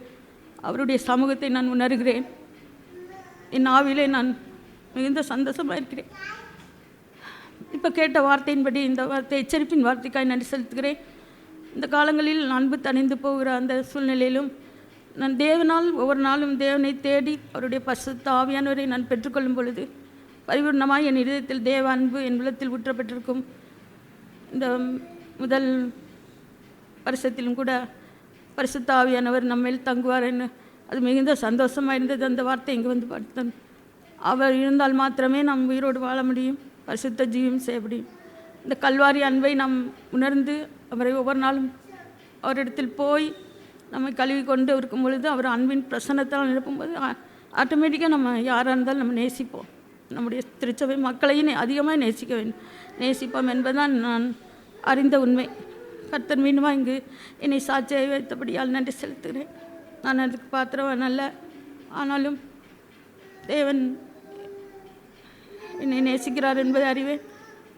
நான் இந்த அன்பிலே குறைவில்லாமலும் தாழ்ச்சி அடையாத ஒரு வாழ்க்கையும் தேவடைய சபைக்கும் நான் உண்மையுள்ளவளாக இருந்து மரணமடைந்த உண்மையுள்ளவளாக இருந்து என்னுடைய அன்பை அவளுக்கு காண்பிப்பேன் என்று என்னுடைய விசுவாசத்தை நான் அறிக்கை செய்கிறேன். ஆமென். முடிவறிந்தும் நிலை நிற்கிற அன்பு என்று அங்கே நாம் அந்த மத்திய 24 அதிகாரத்தில் வாசித்தோம். அக்கறம் பெறுகிற அப்படின்னாலே மிகுதியாகிற அப்படின்னாலே அன்பு தணிந்து போய்விடும். பின்பு அவர் சொன்னார், முடிவறிந்தும் நிலை நிற்பவனே அவன் ரட்சிக்கப்படுவான். ஆகவே what is the first thing, முதலாவது என்ன என்று சொன்னால், உடனே நாம் பிறரை நேசிக்கிற நேசம் என்று நாம் எண்ணிவிடக்கூடாது. பிறரை நேசிக்கின்ற நேசம் என்பது நல்லது, அண்ட் இட்ஸ் ரைட். ஆனால் இந்த உலகம் புரபகண்டா பண்ணுவதெல்லாம் பிறரை நேசிக்கிற நேசம்தான். அதிலெல்லாம் மாயம் இருக்கிறது, அதில் ஒரு தெய்வீகம் அங்கே இருப்பதில்லை. அவர்களுடைய நேசம் எல்லாம் கண்டிஷன் அல்லது நிபந்தனைக்கு உட்பட்டது தான். ஆகவே அது போன்ற இந்த முதல் ஆரம்பமே அவர்களுடைய வாழ்க்கையில் இல்லை என்று சொன்னால், நல்ல தெய்வீக அன்புக்குரிய ஸ்டார்டிங் பாயிண்ட் இல்லை என்றால் முடிவடைந்தும் நிலைத்திருப்பது என்பது ஒரு நாளும் கூடாது. இந்த ஸ்டார்டிங் பாயிண்ட் முதல் பகுதி என்னவென்று சொன்னால், த லவ் ஆஃப் காட், தேவனுடைய அன்பு தான். நாட் மை லவ், என்னுடைய அன்பு அல்ல. காட் லவ்ஸ் மீ, தேவன் அன்பு கூறுகிறார் என்று அந்த அன்பிலே ஒருவன் நிலைத்திருந்திருக்க வேண்டும். அந்த அன்பிலே அவன் சேதமடைந்து விட அவன் கூட. அதுபோன்று ஒரு பகுதியில் தான் அந்த ஜனங்கள் சமுத்திரத்தின் நடுவையும் தனி ஞான ஸ்நானம், பின்பு அவர்கள் சீனாயினுடைய அந்த பகுதியாகிய மேகசம் அக்னி சமுத்திரத்தில் நடத்தப்படுகிறது. பரிசுத்த ஆவியானவருடைய நிறைவினுடைய நடத்துதல் என்றெல்லாம் ஞான போஜனத்தை புசித்தல் என்று சொல்லிட்டு அந்த 1 கொரிந்தியர் 10ஆம் அதிகாரத்தில் வாசிக்கிற அந்த ஜனங்கள், அவர்களோ எல்லோரும் நன்றாய் ஆரம்பித்ததை போல் அவள் ஆரம்பித்திருந்தாலும் கூட ஸ்லோலி கொஞ்சம் கொஞ்சமாய் they departed from God. தேவனை விட்டு கொஞ்சம் கொஞ்சமாய் விலகி போய்விட்டார்கள். அதைத்தான் அந்த 1 கொரிந்தியர் 10ஆம் அதிகாரம் அதை கூறுகிறது. எல்லோரும் அந்த ஞான ஸ்நானம், இந்த அபிஷேகம் எல்லாம் பெற்றிருந்தாலும், ஞான போஜனத்தை புசித்தாலும், ஞான கண்மலையிலிருந்து குடித்தாலும், 4ஆம் வசனம், அவர்கள் அதிகமான பேரிடத்திலே தேவன் பிரியமாக இருந்ததில்லை. தட் மீன்ஸ் அதிகமான பேர் தேவனோடு அவர்கள் தேவனை பிரியப்படுத்தி வாழவில்லை. தெர் வாஸ் எ ரெமினன்ட் தேர். அங்கே ஒரு குறைவான ஜனங்கள் இருந்தார்கள். தேவர் அலர்ட். அவர்கள் தேவனை பிரியப்படுத்தி வாழ்கின்ற ஒரு வாழ்க்கையிலே அவர்கள் கவனம் கொண்டு அவர் வாழ்ந்தார்கள். அதிகமான பேர் என்பதுதான் வீழ்ச்சியில் இருக்கிறார்கள். நாம் எந்த ஒரு குரூப்பில் இருக்க வேண்டும் என்று சொன்னால், மீதியான அந்த மீதியான ஜனங்கள் என்று இருக்கிற இடத்தில்தான் பெரிய ஒரு போராட்டம் கூட வந்து விடுகிறது. அதிகமான பேர் எங்கே இருக்கிறார்களோ அங்கே மனம் சாய்ந்து கொள்வதை போன்ற ஒரு இடம். விசாலமான பாதை வழியாக போகாதீர்கள் என்று அது கேட்டின் வழி என்று சொன்னாலுமே கூட அநேகர் அங்கே போகிறார்கள் என்று எழுதியிருக்கிறது. அது ஏனென்றால் அந்த மெஜாரிட்டியை பார்த்து அவர்களோடு சாய்ந்து கொள்கின்ற ஒரு கேடான இருதயம் நமக்குள் இருக்கிறது. ஆகவே ஒரு குரூப் மாத்திரம் தப்பிவிட்டார்கள். அந்த அதிகமான பேர் பிரியமில்லாமல் வாழ்வதை விட்டு விலகி அந்த ஒரு சிலர் மாத்திரமே தேவனுக்கு பிரியமாக இருந்தார்கள். அது ஒன்று இந்த முதல் பகுதி தான். அவர்கள் இச்சித்தார்கள், அவர்கள் முறுமுறுத்தார்கள், அவர்கள் புசித்தார்கள், குடித்தார்கள், மண்ணுக்காக வாழத் தொடங்கி விட்டார்கள். அத்தனை பேரும் ரட்சிக்கப்பட்டவர்கள் தான். அத்தனை பேரும் தெய்வத்தின் பிள்ளைகள் என்று பெயர் பெற்றவர்கள் தான். எகிப்தில் அல்ல, எகிப்திலிருந்து விடுதலை ஆனவர்கள் தான். பின்பு என்ன எழுதியிருக்கிறது என்று தெரியுமா? அங்கே எழுதியிருக்கிறது அந்த 1 கொரிந்தியர் 10ஆம் அதிகாரத்திலே சிலர், அதிலே பலர் ஒவ்வொருவர்களாய் சொல்லிவிட்டு ஒரு சிலரை சொல்லும்போது சிலர் வேசித்தனத்தில் விழுந்தார்கள். சிலர் இவ்விதமாய் உலக மோகத்தில் அவர்கள் புசிப்பும் குடிப்புமே போதும் என்று, அதை ரட்சிக்கப்பட்டால் போதும் புசிப்பும் குடிப்பில் உட்கார்ந்து விடலாம் என்று அவர்கள் எண்ணிக்கொண்டார்கள். பொல்லானவைகளை அவர்கள் 6ஆம் வசனத்தில் இச்சித்தார்கள். சிலரோ விக்கிரக ஆராதனைக்காரர் ஆனது போல நீங்களும் ஆகாதிருங்கள். இந்த எச்சரிக்கையை மாத்திரம் கொஞ்சம் அண்டர்லைன் பண்ணி சொல்வதற்கு காரணம் என்னவென்று சொன்னால், தி லெஃப்ட் கான், தேவனை விட்டு விட்டார்கள் என்பதுதான். விக்கிரகம் என்று சொல்வதெல்லாம் பழைய ஏற்பாட்டை போன்று தீனாளுக்கு ஒரு விக்கிரகம் அல்லது கன்றக்குட்டி விக்கிரகம் என்று என்னென்னமோ விக்கிரகம் இருக்கிற அந்த வெளிப்பிரகாரமான விக்கிரகம் இப்பொழுது புதிய ஏற்பாட்டில் இல்லை. பொருளாசை விக்கிரகம் என்று எழுதியிருக்கிறது. இப்பொழுது விக்கிரகம் எல்லாம் பண ஆசை அந்த விக்கிரகம் என்று எழுதியிருக்கிறது. த ஐடாலட்ரி என்று சொல்வதெல்லாம் இப்பொழுது வெளியே உள்ள சொரூபத்தை வைத்தில்லை. எந்த கிறிஸ்தவன் வெளியே உள்ள சொரூபத்தை வீட்டில் வைத்து ஆராதனை செய்கிறான். ஆனால் அவனோ ரட்சிக்கப்படுகிறான், ஞானஸ்நானம் எடுக்கிறான், அபிஷேகம் பெற்றான். பின்பு கொஞ்சம் கொஞ்சமாய் அவர்கள் வழி விலகி அவர்கள் புசிப்பும் குடிப்பும் இருந்தால் போதும் என்று எண்ணுகிறார்கள். புசிக்கவும் குடிக்கவும் விளையாடவும் தொடங்கினால் இந்த உலகத்தில் ரட்சிக்கப்பட்டு என்ஜாய் பண்ணி ஒரு கிறிஸ்தவ வாழ்க்கையை வாழ்ந்துவிட்டு போய்விடலாமோ என்று எண்ணிக்கொண்டு வாழ்கிறார்கள். சிலர் கொஞ்சம் கொஞ்சமாய் டேர்ன் ஃப்ரம் காட், தேவனை விட்டே அவர்கள் விலகிவிட்டு வொர்ஷிப் த ஐடல் என்றால் அந்த விக்கிரகத்தை வணங்குகிறார்கள் என்று சொன்னால் பணத்தை நேசிக்கிறார்கள், இந்த லோகத்தை நேசிக்கிறார்கள், பண ஆசைக்குள் அவர்கள் விழுந்து விட்டார்கள். அதுபோன்று அவர்கள் டேர்ன் ஃப்ரம் காட், தேவனை விட்டு போகிறார்களே. That is the first part. அது முதல் பகுதி. அங்கே தான் அவர் என்னவென்று அவர் சொல்கிறார், இவையெல்லாம் திருஷ்டாந்தங்களாக நமக்காக எழுதப்பட்டது என்று 11ஆம் வசனத்திலே அவர் சொல்லி, இந்த 12ஆம் வசனம், தட் ஃபர்ஸ்ட் பார்ட் முதல் பகுதி என்னவென்றால், இப்படி இருக்கு, தன்னை நிற்கிறவன் என்று எண்ணுகிறவன் விழாது இருக்கும்படி எச்சரிக்கையாக இருக்க கடவன். This is the first part. We stand. அங்கே நாம் பார்க்கிற கடைசியிலே அவர் சொன்ன அக்கிரமத்தின் மிகுதியினாலே அன்பு தணிந்து போகும். அதிலே அன்பிலே அவன் நிலைத்திருக்கிறவன் ரட்சிக்கப்படுவான். அந்த நிலைத்து நிற்கிறவன் என்று சொல்ல பெயர் பகுதியெல்லாம் முடிவை குறித்து அவர் சொன்னார். முடிவிலை என்று சொல்லுகின்ற ஒரு பகுதியெல்லாம் முதலில் வைத்து விடக்கூடாது. உங்கள் வீழ்ச்சியை நீங்கள் பார்க்க வேண்டும் என்றால் வேற ஃபெல் தேன், எங்கே நான் வீழ்ந்தேன் என்று தான் பார்க்க வேண்டும். எபேசியர் வெளிப்பட்ட விஷயத்தில் அவர் சொல்லும் பொழுது சிமர்னா சபை சொல்லும் பொழுது நீ எங்கே விழுந்தாய் என்பதை தியேத்திராக இருக்கக்கூடும் என்று நினைக்கிறேன். நீ எங்கே விழுந்தாய் என்பதை நீ போய் பார் என்று சொல்வார். முதலில் விழுந்த இடத்தை நீங்கள் பார்க்காமல் இடையிலே உள்ள பகுதியெல்லாம் சரி செய்து கொள்ளலாம் என்று நீங்கள் என்ன துவங்குவதெல்லாம் உலகத்தாரை போல் உங்களை மாற்றிவிடும். ஆகவே தன்னை நிற்கிறேன் என்று எண்ணுகிறவன் அந்த 12ஆம் வசனம் சொல்லுவதெல்லாம் விழாதிருக்க கடவன். பின்புதான் அவர்கள் முடிவரையும் நிலைநிற்கிறவன் என்று அந்த அடுத்த இடத்திற்கு ஹையர் ஸ்டாண்டர்டுக்கு அவர்கள் வர முடியும். தி லாஸ்ட் காட் இழந்தார்கள். அவர்கள் வைசித்தனத்திற்கு போனார்கள், அவர்கள் புசித்தார்கள், குடித்தார்கள், உலகமே சதமென்று வாழ்ந்தார்கள். நான் ரட்சிக்கப்பட்டு நான் ஞானஸ்தானம் எடுத்தேன், அபிஷேகம் பெற்றேன் என்று அந்த முற்புதாக்கள் சொன்னதை போல சொல்லி கொண்டார்கள். அவர்கள் மேல் தேவன் பிரியமாக இல்லை. அவர்களோ தேவனை விட்டு விலகி தேவன் நாட் ஸ்டாண்டிங் ஸ்ட்ரைட், நிற்கிறேன் என்று இருக்கிற இடத்துல அவர்கள் சொல்லிக்கொண்டே இருந்தார்கள். ஆனால் விழுந்து விட்டார்கள். அந்த எச்சரிக்கை அவர்கள் தவறி போய் விக்கிர ஆராதனைக்குள் போய்விட்டார்கள். லோகத்தை அவர்கள் வணங்க ஆரம்பித்து விட்டார்கள். பண ஆசையை வணங்க தொடங்கி விட்டார்கள். உலக சிநேகம் தேவனுக்கு விரோதமான பகை என்று அறியீர்களா? விபச்சாரில்லை என்று அவர் சொல்வதெல்லாம் விபச்சாரத்தையும் இப்பொழுது சொல்கிறார். உலக சிநேகத்தை விபச்சாரக்காரர் என்று அவர் சொன்னாரே. சில வெசித்தனத்திற்கு போனார்கள் என்று சொல்வதெல்லாம் லோக இன்பத்திற்கு அவர்கள் உள்ளே போய்விட்டார்கள். அவிசுவாசிகளோடு உள்ள பங்கை குறித்து அவர் சொல்லும் பொழுது that is also departing from God. உலக அன்பை அவர்கள் எண்ணி அவிசுவாசத்திற்குரிய மக்களோடு அவர்கள் பின்னி பிணைகின்ற ஒரு வாழ்க்கை, அதை அங்கீகரித்து கொள்கின்ற ஒரு வாழ்க்கைகள் போய்விட்டார்கள். எஸ், நானும் அவிசுவாசிகளோடு மிங்கலாக இருப்பதற்கு அதிகம் விரும்புவேன். நாட் ஃபார் அவர்களுடைய காரியத்தை வைத்து வாழ்வதற்காக இல்லை, அவர்களோடு உள்ள என்ஜாய்மெண்ட்டை பங்கு பெறுவதற்கு அல்ல, டு ஷேர் மை லைட், என் வெளிச்சத்தை கொடுக்க வேண்டும் என்பதற்காக.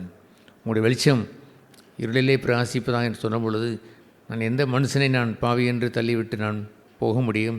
அவன் இருளில் இருந்தால் ஐ மஸ்ட் பி தேர், அங்கே இருந்திருக்க வேண்டும். ஐ மஸ்ட் சைன், வெளிச்சத்தை பிரகாசித்திருந்திருக்க வேண்டும். That's a wonderful thing I followed from my beginning. என்னுடைய ரட்சிக்கப்பட்ட நாள் முதற்கொண்டு நான் படித்த என்னுடைய ஸ்டூடெண்ட்ஸ், என்னுடைய டீச்சர், என்னுடைய லெக்சரர், என்னுடைய ப்ரொஃபஸர்ஸ் என்றெல்லாம் அவர்களுக்கெல்லாம் கூட அந்த வெளிச்சத்தை கொடுப்பதற்கு ஆசையாக இருந்தேன். ஐ லவ் த பீப்புள், ஜனங்களை அதிகமாக நேசிப்பேன். ஐ லவ் தம். எதற்காக என்றால் அவர்களுடைய இனிப்பான காரியங்களை ஷேர் பண்ணி சாப்பிடுவதற்காக நான் கேட்டேன். No, I want to shine there, I want to say about Jesus there. இயேசு சொல்ல வேண்டும் என்ற அந்த விருப்பம் இருக்கிறது. That was a burning in my heart, என் இருதயத்திலே பிரகாசித்து கொண்டிருந்தது. ஆனால் ஜனங்களோ லோக சிநேகத்தை, லோகத்துக்குரிய அவிசுவாசத்துடைய அந்த நட்பை நாடி போய்விடுகிறார்களே. அவர்களுடைய பழக்க வழக்கங்களை மேன்மை என்று எண்ணிக்கொண்டு போய்விட்டு வருகிறார்களே. அதை குறித்து தான் அவர் சொல்லுவார்.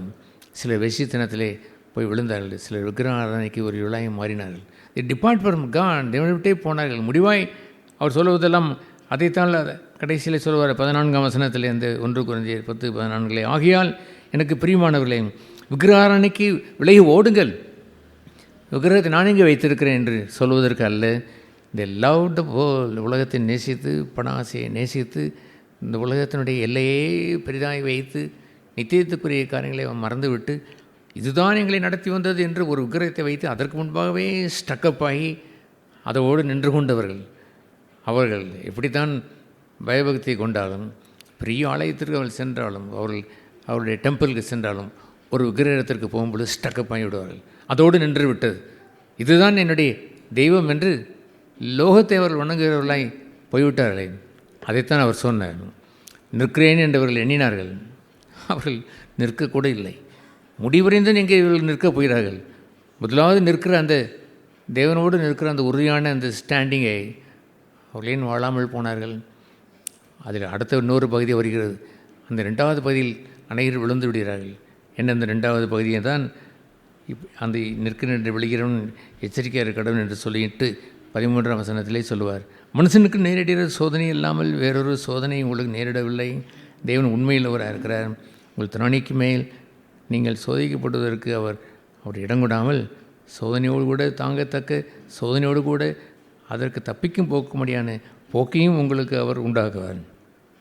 ஆகவே இந்த ஃபைனல் பாயிண்ட் இஸ், அவர்கள் தேவனை விட்டு விலகுவதற்கு என்னவென்று சொன்னால் சோதனை அவர்களுக்கு டெம்டேஷன் என்று வரும்பொழுதெல்லாம் அந்த டெம்டேஷனில் தேவனை விட்டு முதல் பகுதியில் நன்றதை போல் இருந்தாலும் தேவனுக்கு பிரியமாய் வாழ வேண்டும், விக்கிரக ஆராதனைக்கு போயிடக்கூடாது என்று விருப்பம் கொண்டவர்களுமே கூட இந்த டெம்டேஷன், இந்த லோகத்திற்குரிய டெம்டேஷன், அது பாடுகள் உபத்திரங்கள் என்று அவர்களை தாக்கும் பொழுது தானிக்கு மிஞ்சி தாங்கள் சோதிக்கப்படுவது போல் என்னாவிட்டாலும், முதலாவது அந்த இடத்திற்கு வராவிட்டாலும், மனுஷனுக்கு நேரிடுகிற சோதனை தான் எனக்கு நேரிட்டது. எல்லா மனுஷனுக்கும் இது நேரிடத்தான் செய்கிறது. அந்த சுப்பிரமணிக்கும் இப்படி தான் நடந்திருக்கிறது, அந்த சுல்தான் கூட இப்படி நடந்திருக்கிறது. எனக்கு நடக்கும் பொழுது ஹவ் ஐ சுட் பிஹேவ், நான் எப்படி நடக்க வேண்டும், எப்படி நடந்திருக்க வேண்டும். காட் இஸ் ஃபெய்த்ஃபுல், தேவன் உண்மையிலவர் என்பதை நிரூபித்திருக்க வேண்டும். எப்படி நிரூபித்திருக்க வேண்டும்? தெய்வம் என்னை ஒரு திராணி வரைக்கும் நான் அதிலிருந்து நான் விடுபட்டு நான் அதில் இறைவனிடத்தில் கிருபையை கேட்டு நான் ஜெபம் செய்து வந்துவிட முடியும். That's right. திராணிக்கு மிஞ்சி என்று போகும்பொழுது Lord you take care of, நீ அதை பொறுப்பெடுத்துக்கொள் என்று ஒப்பு கொடுத்து விட்டு they will prove in their life, தன் வாழ்க்கையிலே நிரூபிப்பதெல்லாம் காட் இஸ் ஃபெய்த்ஃபுல், தேவன் உண்மையிலவர் என்பது. நாட் தே தெம்செல்ஸ், அவர்களாக முயற்சி பண்ணி அதை விடுதலை ஆவது என்று அல்ல. ஐ வாண்ட் டு சே, நான் சொல்கிறேன், நான் பெற்றிருக்கிற ஜெயத்தில் 90% ஒன்லி காட், 10% என்று சொல்வதெல்லாம் நான் கண்களை பிடுங்கி என் கைகளை வெட்டி நான் என்னுடைய கால்களை வெட்டி நான் எதிர்த்து நின்று நான் போரிடவும் செய்தேன். அது எல்லாம் எப்படி இருந்தது என்றால் 5 அப்பமும் 2 மீன்களைப் போல் இருந்தது. உன்னிடத்தில் எவ்வளோ இருக்குதுன்னு இருக்கேன். எஸ் ஐ டிட் தேன், நான் கொஞ்சம் வைத்திருக்கிறேன். அதையெல்லாம் மல்டிப்ளை பண்ணினது யார் என்று கேட்டால் காட் இஸ் ஃபெய்த்ஃபுல். அந்த இடத்துல அந்த சின்ன பையனை பார்த்து அவன் சொன்னார்கள், 5 அப்பத்தையும் 2 மீனையும் கொடுத்து அந்த பையன் உண்மையில் என்று அவர் சொன்னார். It is God, God is faithful, it is God. படகை நிறைத்து விட்டு அந்த மீனை வைத்திருந்த பொழுது அவர்கள் பேதுருவையை போட்டினார்கள். பேதுரு எவ்வளோ உண்மையிலவராக இருந்து கொண்டு சேர்த்தான் என்று சொல்லுவார்கள்.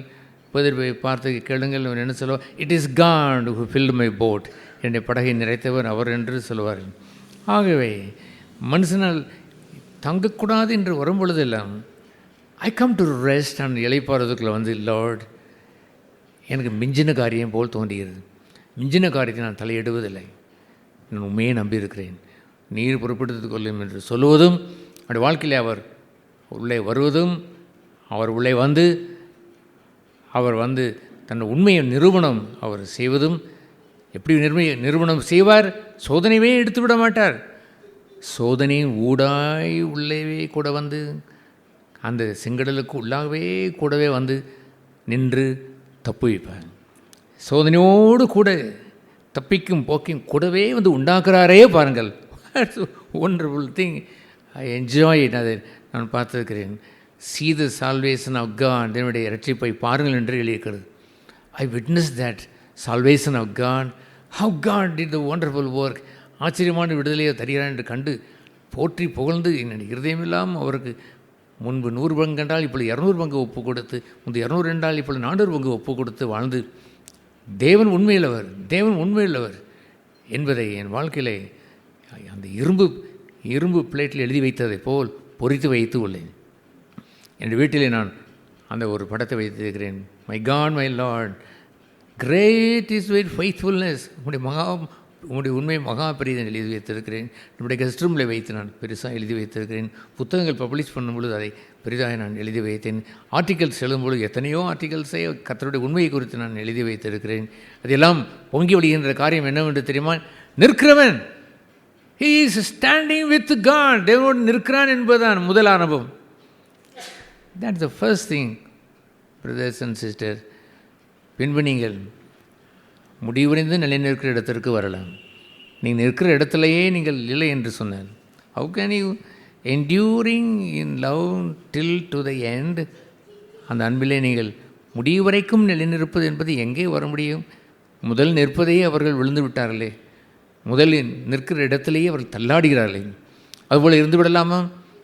எப்படி அதை அவர் எபிரேயர் 6 சொல்லுவார், நீங்கள் மனம் திரும்புதல், விசுவாசம், உயிர்த்தெழுதல், ஞானஸ்நானம், வரங்கள் என்ற வரிசையை அடுக்கி இந்த அஸ்திவாரத்தை நீங்கள் சரியாக நீங்கள் போட்டுக்கொண்டு தென் பிரசான் டு பெர்ஃபெக்ஷன், பின்பு அவர்கள் நீங்கள் பூர்ணராகும்படி நீங்கள் கடந்து போங்கள்.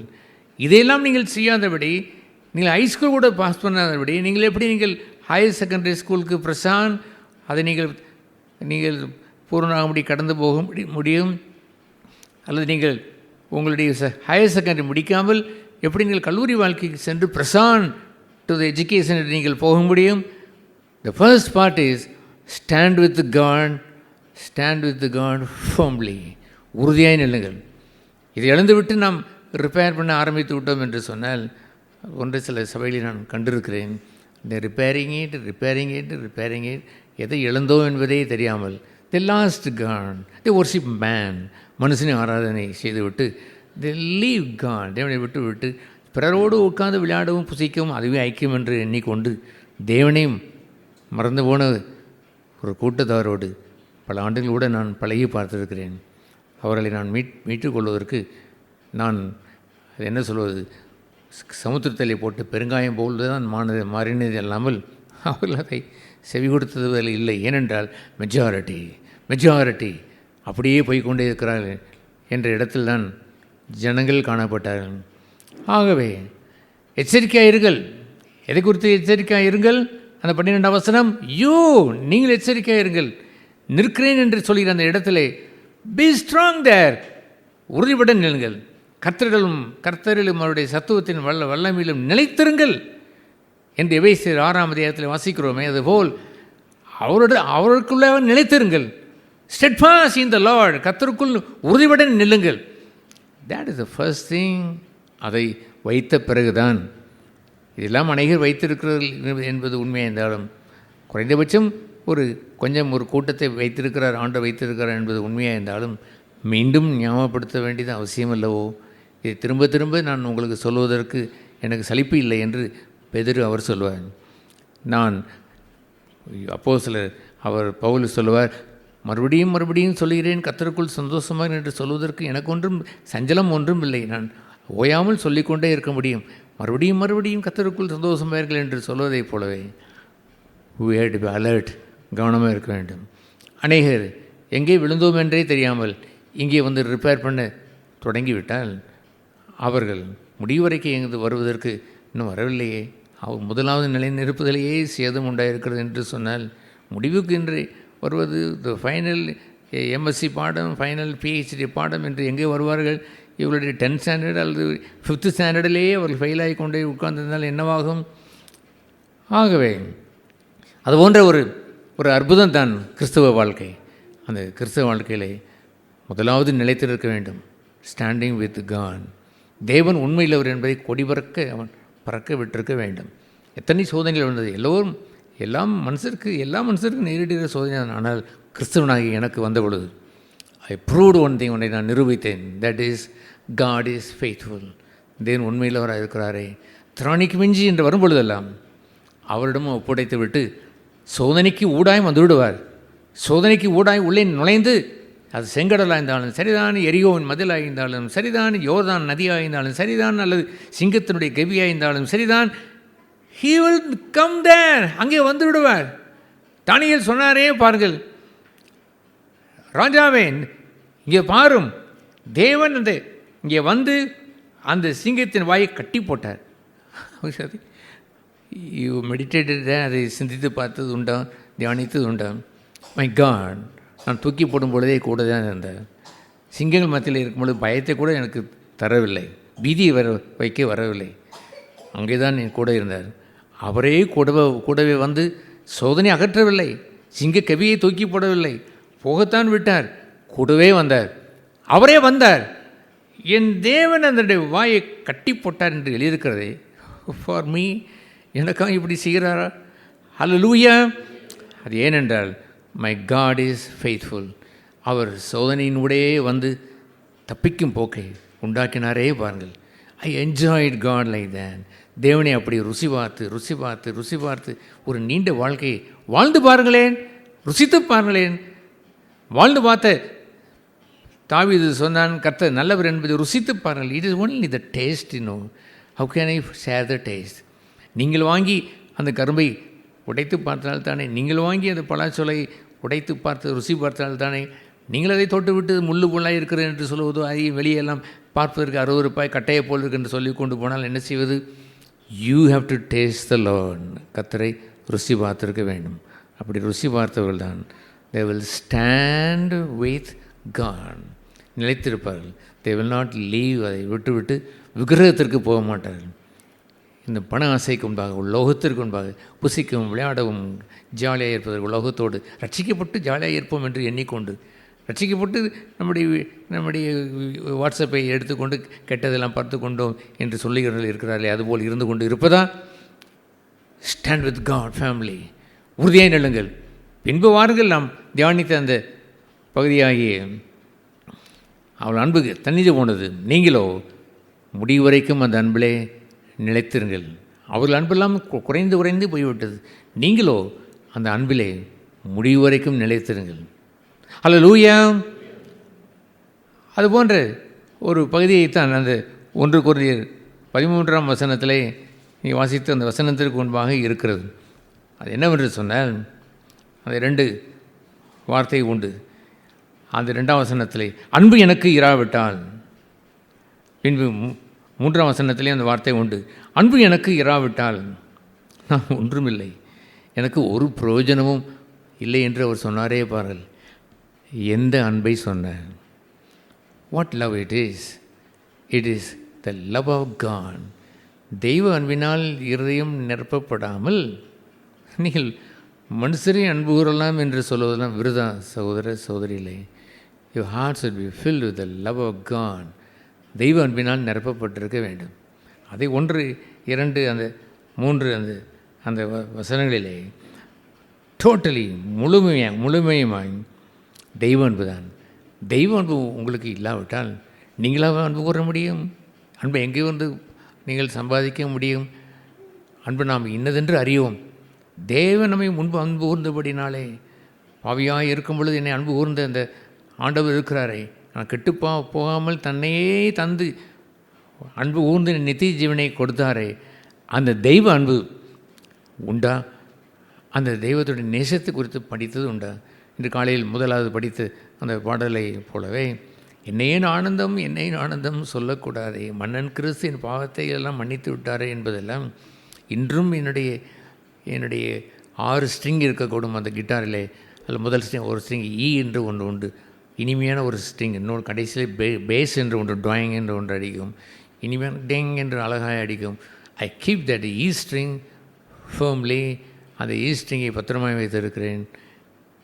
காட் ஹஸ் ஃபர்கிவன் மீ, தேவன் மன்னித்தாரே என்ற ஆனந்தம். அது ஒரு ஸ்ட்ரிங்கை விட்டு 100 ஸ்ட்ரிங்கு வருவதா? ஒரு ஸ்ட்ரிங்கை டேமேஜ் பண்ணிவிட்டு அடுத்த ஸ்ட்ரிங்க்கு வர முடியுமா? 6 ஸ்ட்ரிங்கையும் டியூன் பண்ணுவதை போல் the first string is the E string, டிங் என்று அடிக்கிற அந்த இனிமையான அந்த ஓசையாகி அந்த தெய்வம் என்னை நேசித்தாரே, எனக்காக ரத்தம் சிந்தினாரே, அந்த அன்பை போற்றினது உண்டா? என்னை ஆனந்தம், என்னை இப்படியெல்லாம் மாற்றி விட்டாரே என்ற ஆனந்தம் பாடி ஆடி அதை கூத்தாடி அவர் நடனம் பண்ணி அதை பாட்டை படித்திருக்கிறானே பாருங்கள். கூடுவோம் ஆடுவோம் பாடுவோம் ஒன்றாய் மகிழ் கொண்டாடுவோம் சொல்லி பாருங்கள். கூடுவோம் ஆடுவோம் பாடுவோம் ஒன்றாய் மகிழ் கொண்டாடுவோம், நாடியே நம்மை தேடியே வந்த நாதனை போற்றிடுவோம், நாடியே நம்மை தேடியே வந்த நாதனை போற்றிடுவோம். என்ன என் ஆனந்தம் சொல்ல அதே அப்படி இருக்க வேண்டும். சொல்ல முடியாத அந்த தெய்வ அன்பை போற்றுவதற்கு இருதயம் இருக்கிறதா? பத்திரமாய்த்தான் வைத்திருக்கிறீர்களா? பொண்ணை விட பொருளை விட எது அழிந்தாலும் கூட தெய்வ அன்பை என்னை விட்டு ஒழியவில்லை என்று அதை பத்திரமாகி எனக்கு இராவிட்டால், அன்பு எனக்கு இராவிட்டால் என்று சொல்லிட அந்த தெய்வ அன்பை வைத்தீர்களா? பின்பு ஆண்டவர் சொன்னார், தேவன் நம்மை அன்பு கூர்ந்தபடினாலே நாங்களும் அவரை அன்பு கூறுகிறபடினாலே அன்பு பூரணப்பட்டிருக்கிறது.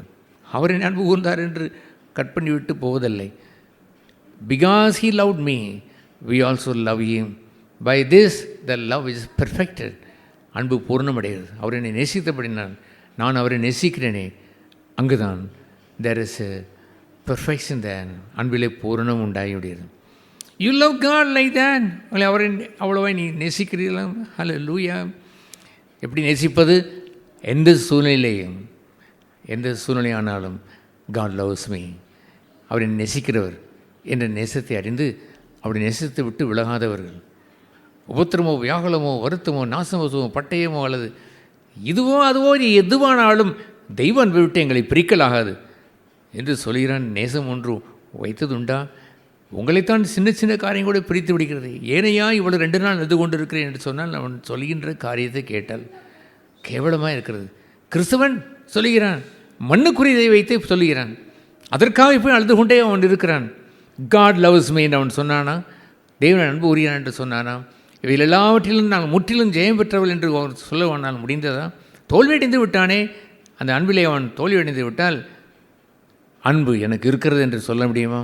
Do you have that love? Having that, அங்கே உள்ள டெபாசிட் ஆனதை போல், பிரின்சிபல் அமௌண்ட்டை போல், மூலதனத்தை போல் அன்பு எனக்கு இருந்தால் மாத்திரம்தான் you can come to the 4th point. 4வது வசனத்திற்கு திரும்பி வர முடியும். We don't have that love. அன்பு உங்களுக்குள் இல்லை என்றால் 3rd பாயிண்ட் என்னென்று தெரியுமா?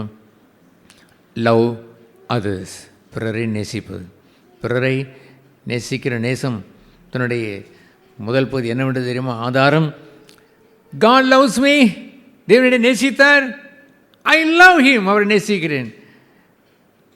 அவரிடத்தில் அன்பு ஊறியவர்களுக்கு சகலமும் நன்மைக்கு எதுவாய் நடக்கும் என்று சொல்கிற ரோமர் 8:28 அறிவோம் அல்லவா? யாருக்கு அது நடக்கும்?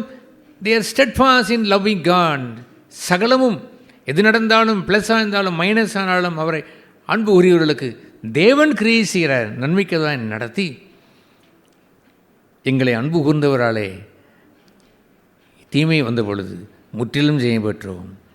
நாங்கள் முற்றிலுமாய் ஜெயம் பெற்ற இடம் என்னவென்றால் அது வியாகுலமோ வருத்தமோ நாசமோசமோ என்னமோ பட்டயமோ அல்லது போட்டியோ பொறாமையோ எத்தனை குவிந்து வந்தாலும் ஒன்றும் எங்களை ஜெயம் பெற முடியவில்லை. முற்றிலும் ஜெயம் என்ற ஒரு இடம் இருக்கிறது. That is the beautiful Christian life. அழகுள்ள கிறிஸ்தவ வாழ்க்கை, பேணி பாதுகாக்க வேண்டிய கிறிஸ்தவ வாழ்க்கை. இக்காலத்து ரைட்டர்ஸில் 1-2 பேர் சிலதை எழுதினாலும் அந்த நாட்களில் உள்ள ரைட்டர்ஸ் எழுதின பக்தர்கள் எழுதின புத்தகங்கள் எல்லாம் சொல்லி முடியாத மகிழ்ச்சியை கொட்டி வைத்திருக்கிறார்கள். ஏன் அதை தமிழில் இல்லாத அந்த பகுதியை டிரான்ஸ்லேட் பண்ணி நேரத்தை நான் செலவழித்து நான் செய்கிறேன் என்றால், லெட் அவர் தமிழ் பீப்புளுக்கு அறிய வேண்டும். அவர்களுக்கு மேக்டொனால் யார் என்று அவள் தெரிய வேண்டும், மேடம் குயான் யார் என்று தெரிய வேண்டும், எலியாஸ் அஸ்லாக்சன் யார் என்று தெரிய வேண்டும். நல்ல நல்ல பக்தர்கள் சும்மா பிரசங்கம் பண்ணுகின்ற வார்த்தையாக இல்லை, அதற்கு நிறைய புத்தகங்கள் இருக்கிறது. அதில் பிரயோஜனம் என்ன? வேதபாரர்கள் போல் சரியாய் பேசிவிட்டால் பிரயோஜனம் உண்டோ? இயேசுவை போல் ஜீவியத்தை வைத்து அதிகாரத்தோடு சொன்னார்களோ? ஜீவியத்தை அவர்கள் வழிந்து ஓட செய்தார்களோ? அந்த ஜீவநதி அங்கே புரண்டு ஓடியதோ? இல்லையே. எல்லாம் எழுத்தின்படி இருப்பது கொல்லும் என்று தானே இருக்கிறது. அப்படியெல்லாம் நேசித்து இன்னமும் நான் படிக்க வேண்டிய புத்தகங்கள் வைத்திருக்கிறேன், ஆசையோடு வைத்திருக்கிறேன். அதெல்லாம் பார்த்து என்றைக்கு முழுவதும் படிப்பேனோ என்று கூட இருக்கிறேன்.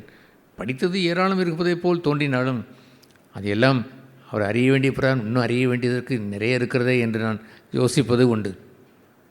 ஆகவே அன்பு எனக்கு இல்லை என்றால், மூலதனமாக அது இல்லை என்றால் பிறரை எப்படி நேசிக்க முடியும்? தெய்வ அன்பு நிறையும் பொழுதுதான் வழிந்தோடி என் பாத்திரம் நிரம்பி வழிகிறது என்று சொல்லுவதெல்லாம் அந்த சங்கீதம் 23:3-4 வசனங்கள் அல்ல, கடைசியிலான்னு சொல்லுகிறது. என் பாத்திரம் நிரம்பி வழிகிறது என்று சொல்லுவதெல்லாம் இட் பபுள்ஸ் டு அதர்ஸ், மற்றவர்களுக்கு போய் சேரும்.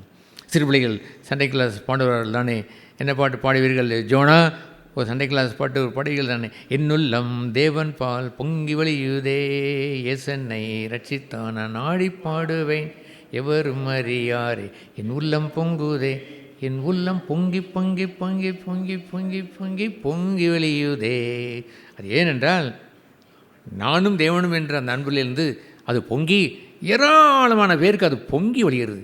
என் தாய், தகப்பன், சித்தி, சித்தப்பன், மாமா, மச்சான், மனைவி, பிள்ளைகள் எத்தனையோ பேர் நான் பார்க்கிற இடங்களில் எல்லாம், ஆஃபீஸ் போயிற இடங்களில் நான் பொங்கி பொங்கி பொங்கி பொங்கி பொங்கி பொங்கி பொங்கி பொங்கி வழிவது தான். நீங்கள் பாத்திரத்தில் ஒன்றும் இல்லாமல் எப்படி பொங்க முடியும்?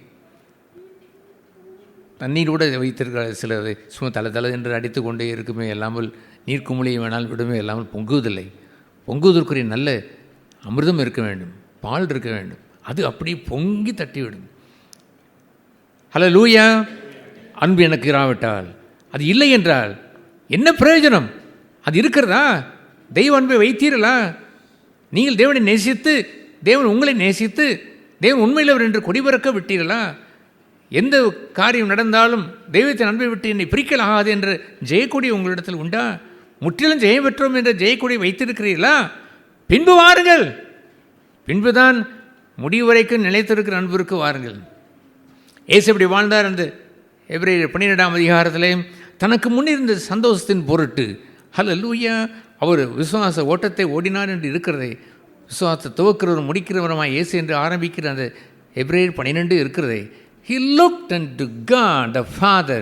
பிதாவை நோக்கி ஓடின அந்த விசுவாச ஓட்டத்திலே அவர் ஓடி அதிலே நிலைத்திருந்து தனக்கு முன் வைத்திருந்த சந்தோஷத்தை வைத்து தேவனோடு கொண்ட அந்த உறவை அந்த விசுவாச ஓட்டத்திலே துன்பத்தின் மத்தியிலே அவர் அந்த ஐக்கியத்தை அவர் கண்டுபிடித்து அதிலே லகித்து ஓடி அந்த ஓட்டத்திற்கு பிறகுதான் அவர் அவமானத்தை எண்ணாமல் சிலுவையை சகித்தார்.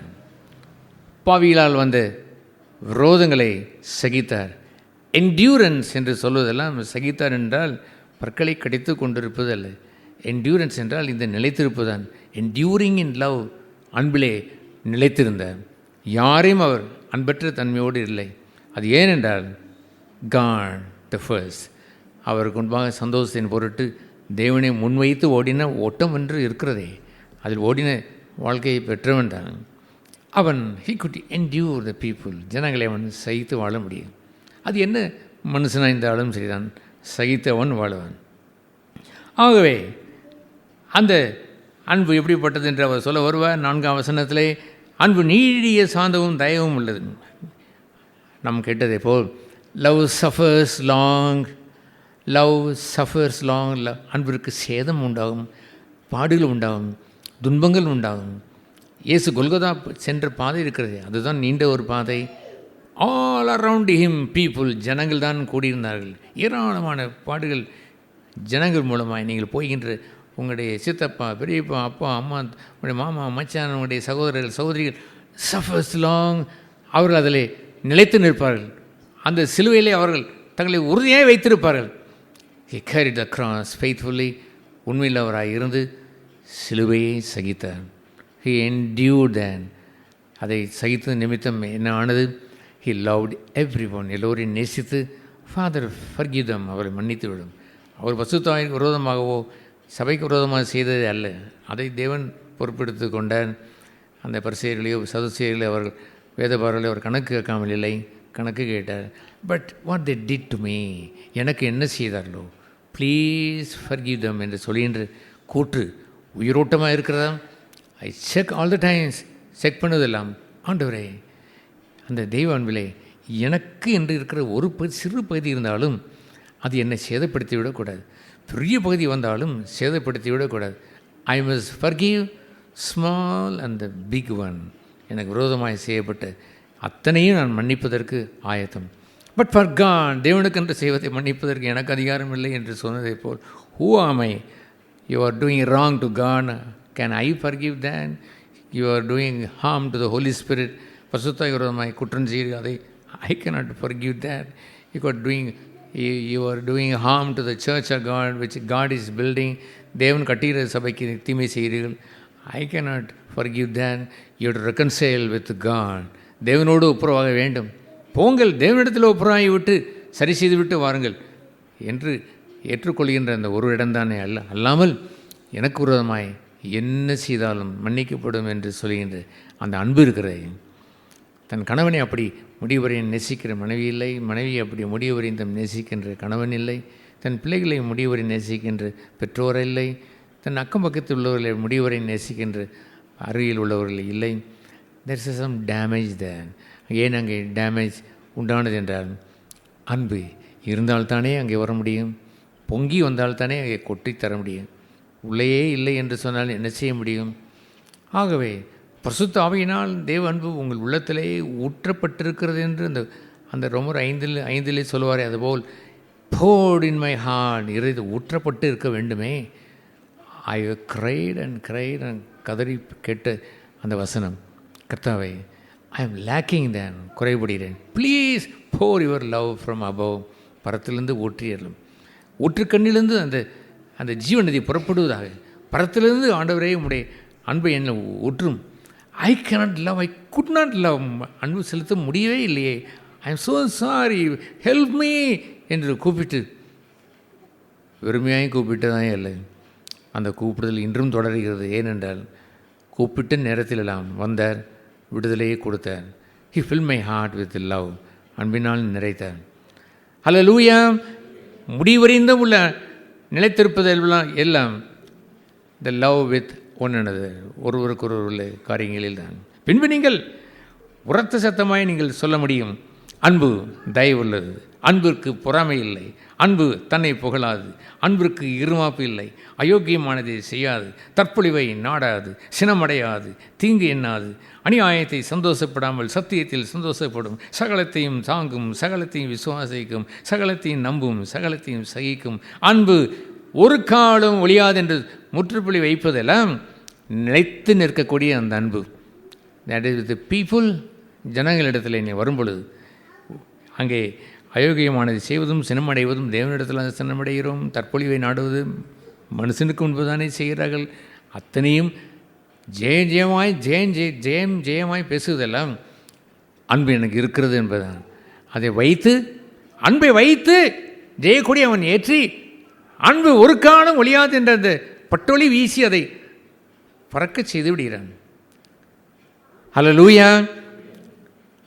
தேவனில் நிலைத்திருந்து பின்பு ஒரு நேசிக்கிற நேசத்தில் நிலைத்திருப்பது தான் முடிவடைந்தும் நிலைத்திருக்கிற அன்பு தனியாத வாழ்க்கை. வெறும் அன்பு என்று மனுஷனை மாத்திரம் வைத்து மேக்கப் பண்ணுவது அல்ல.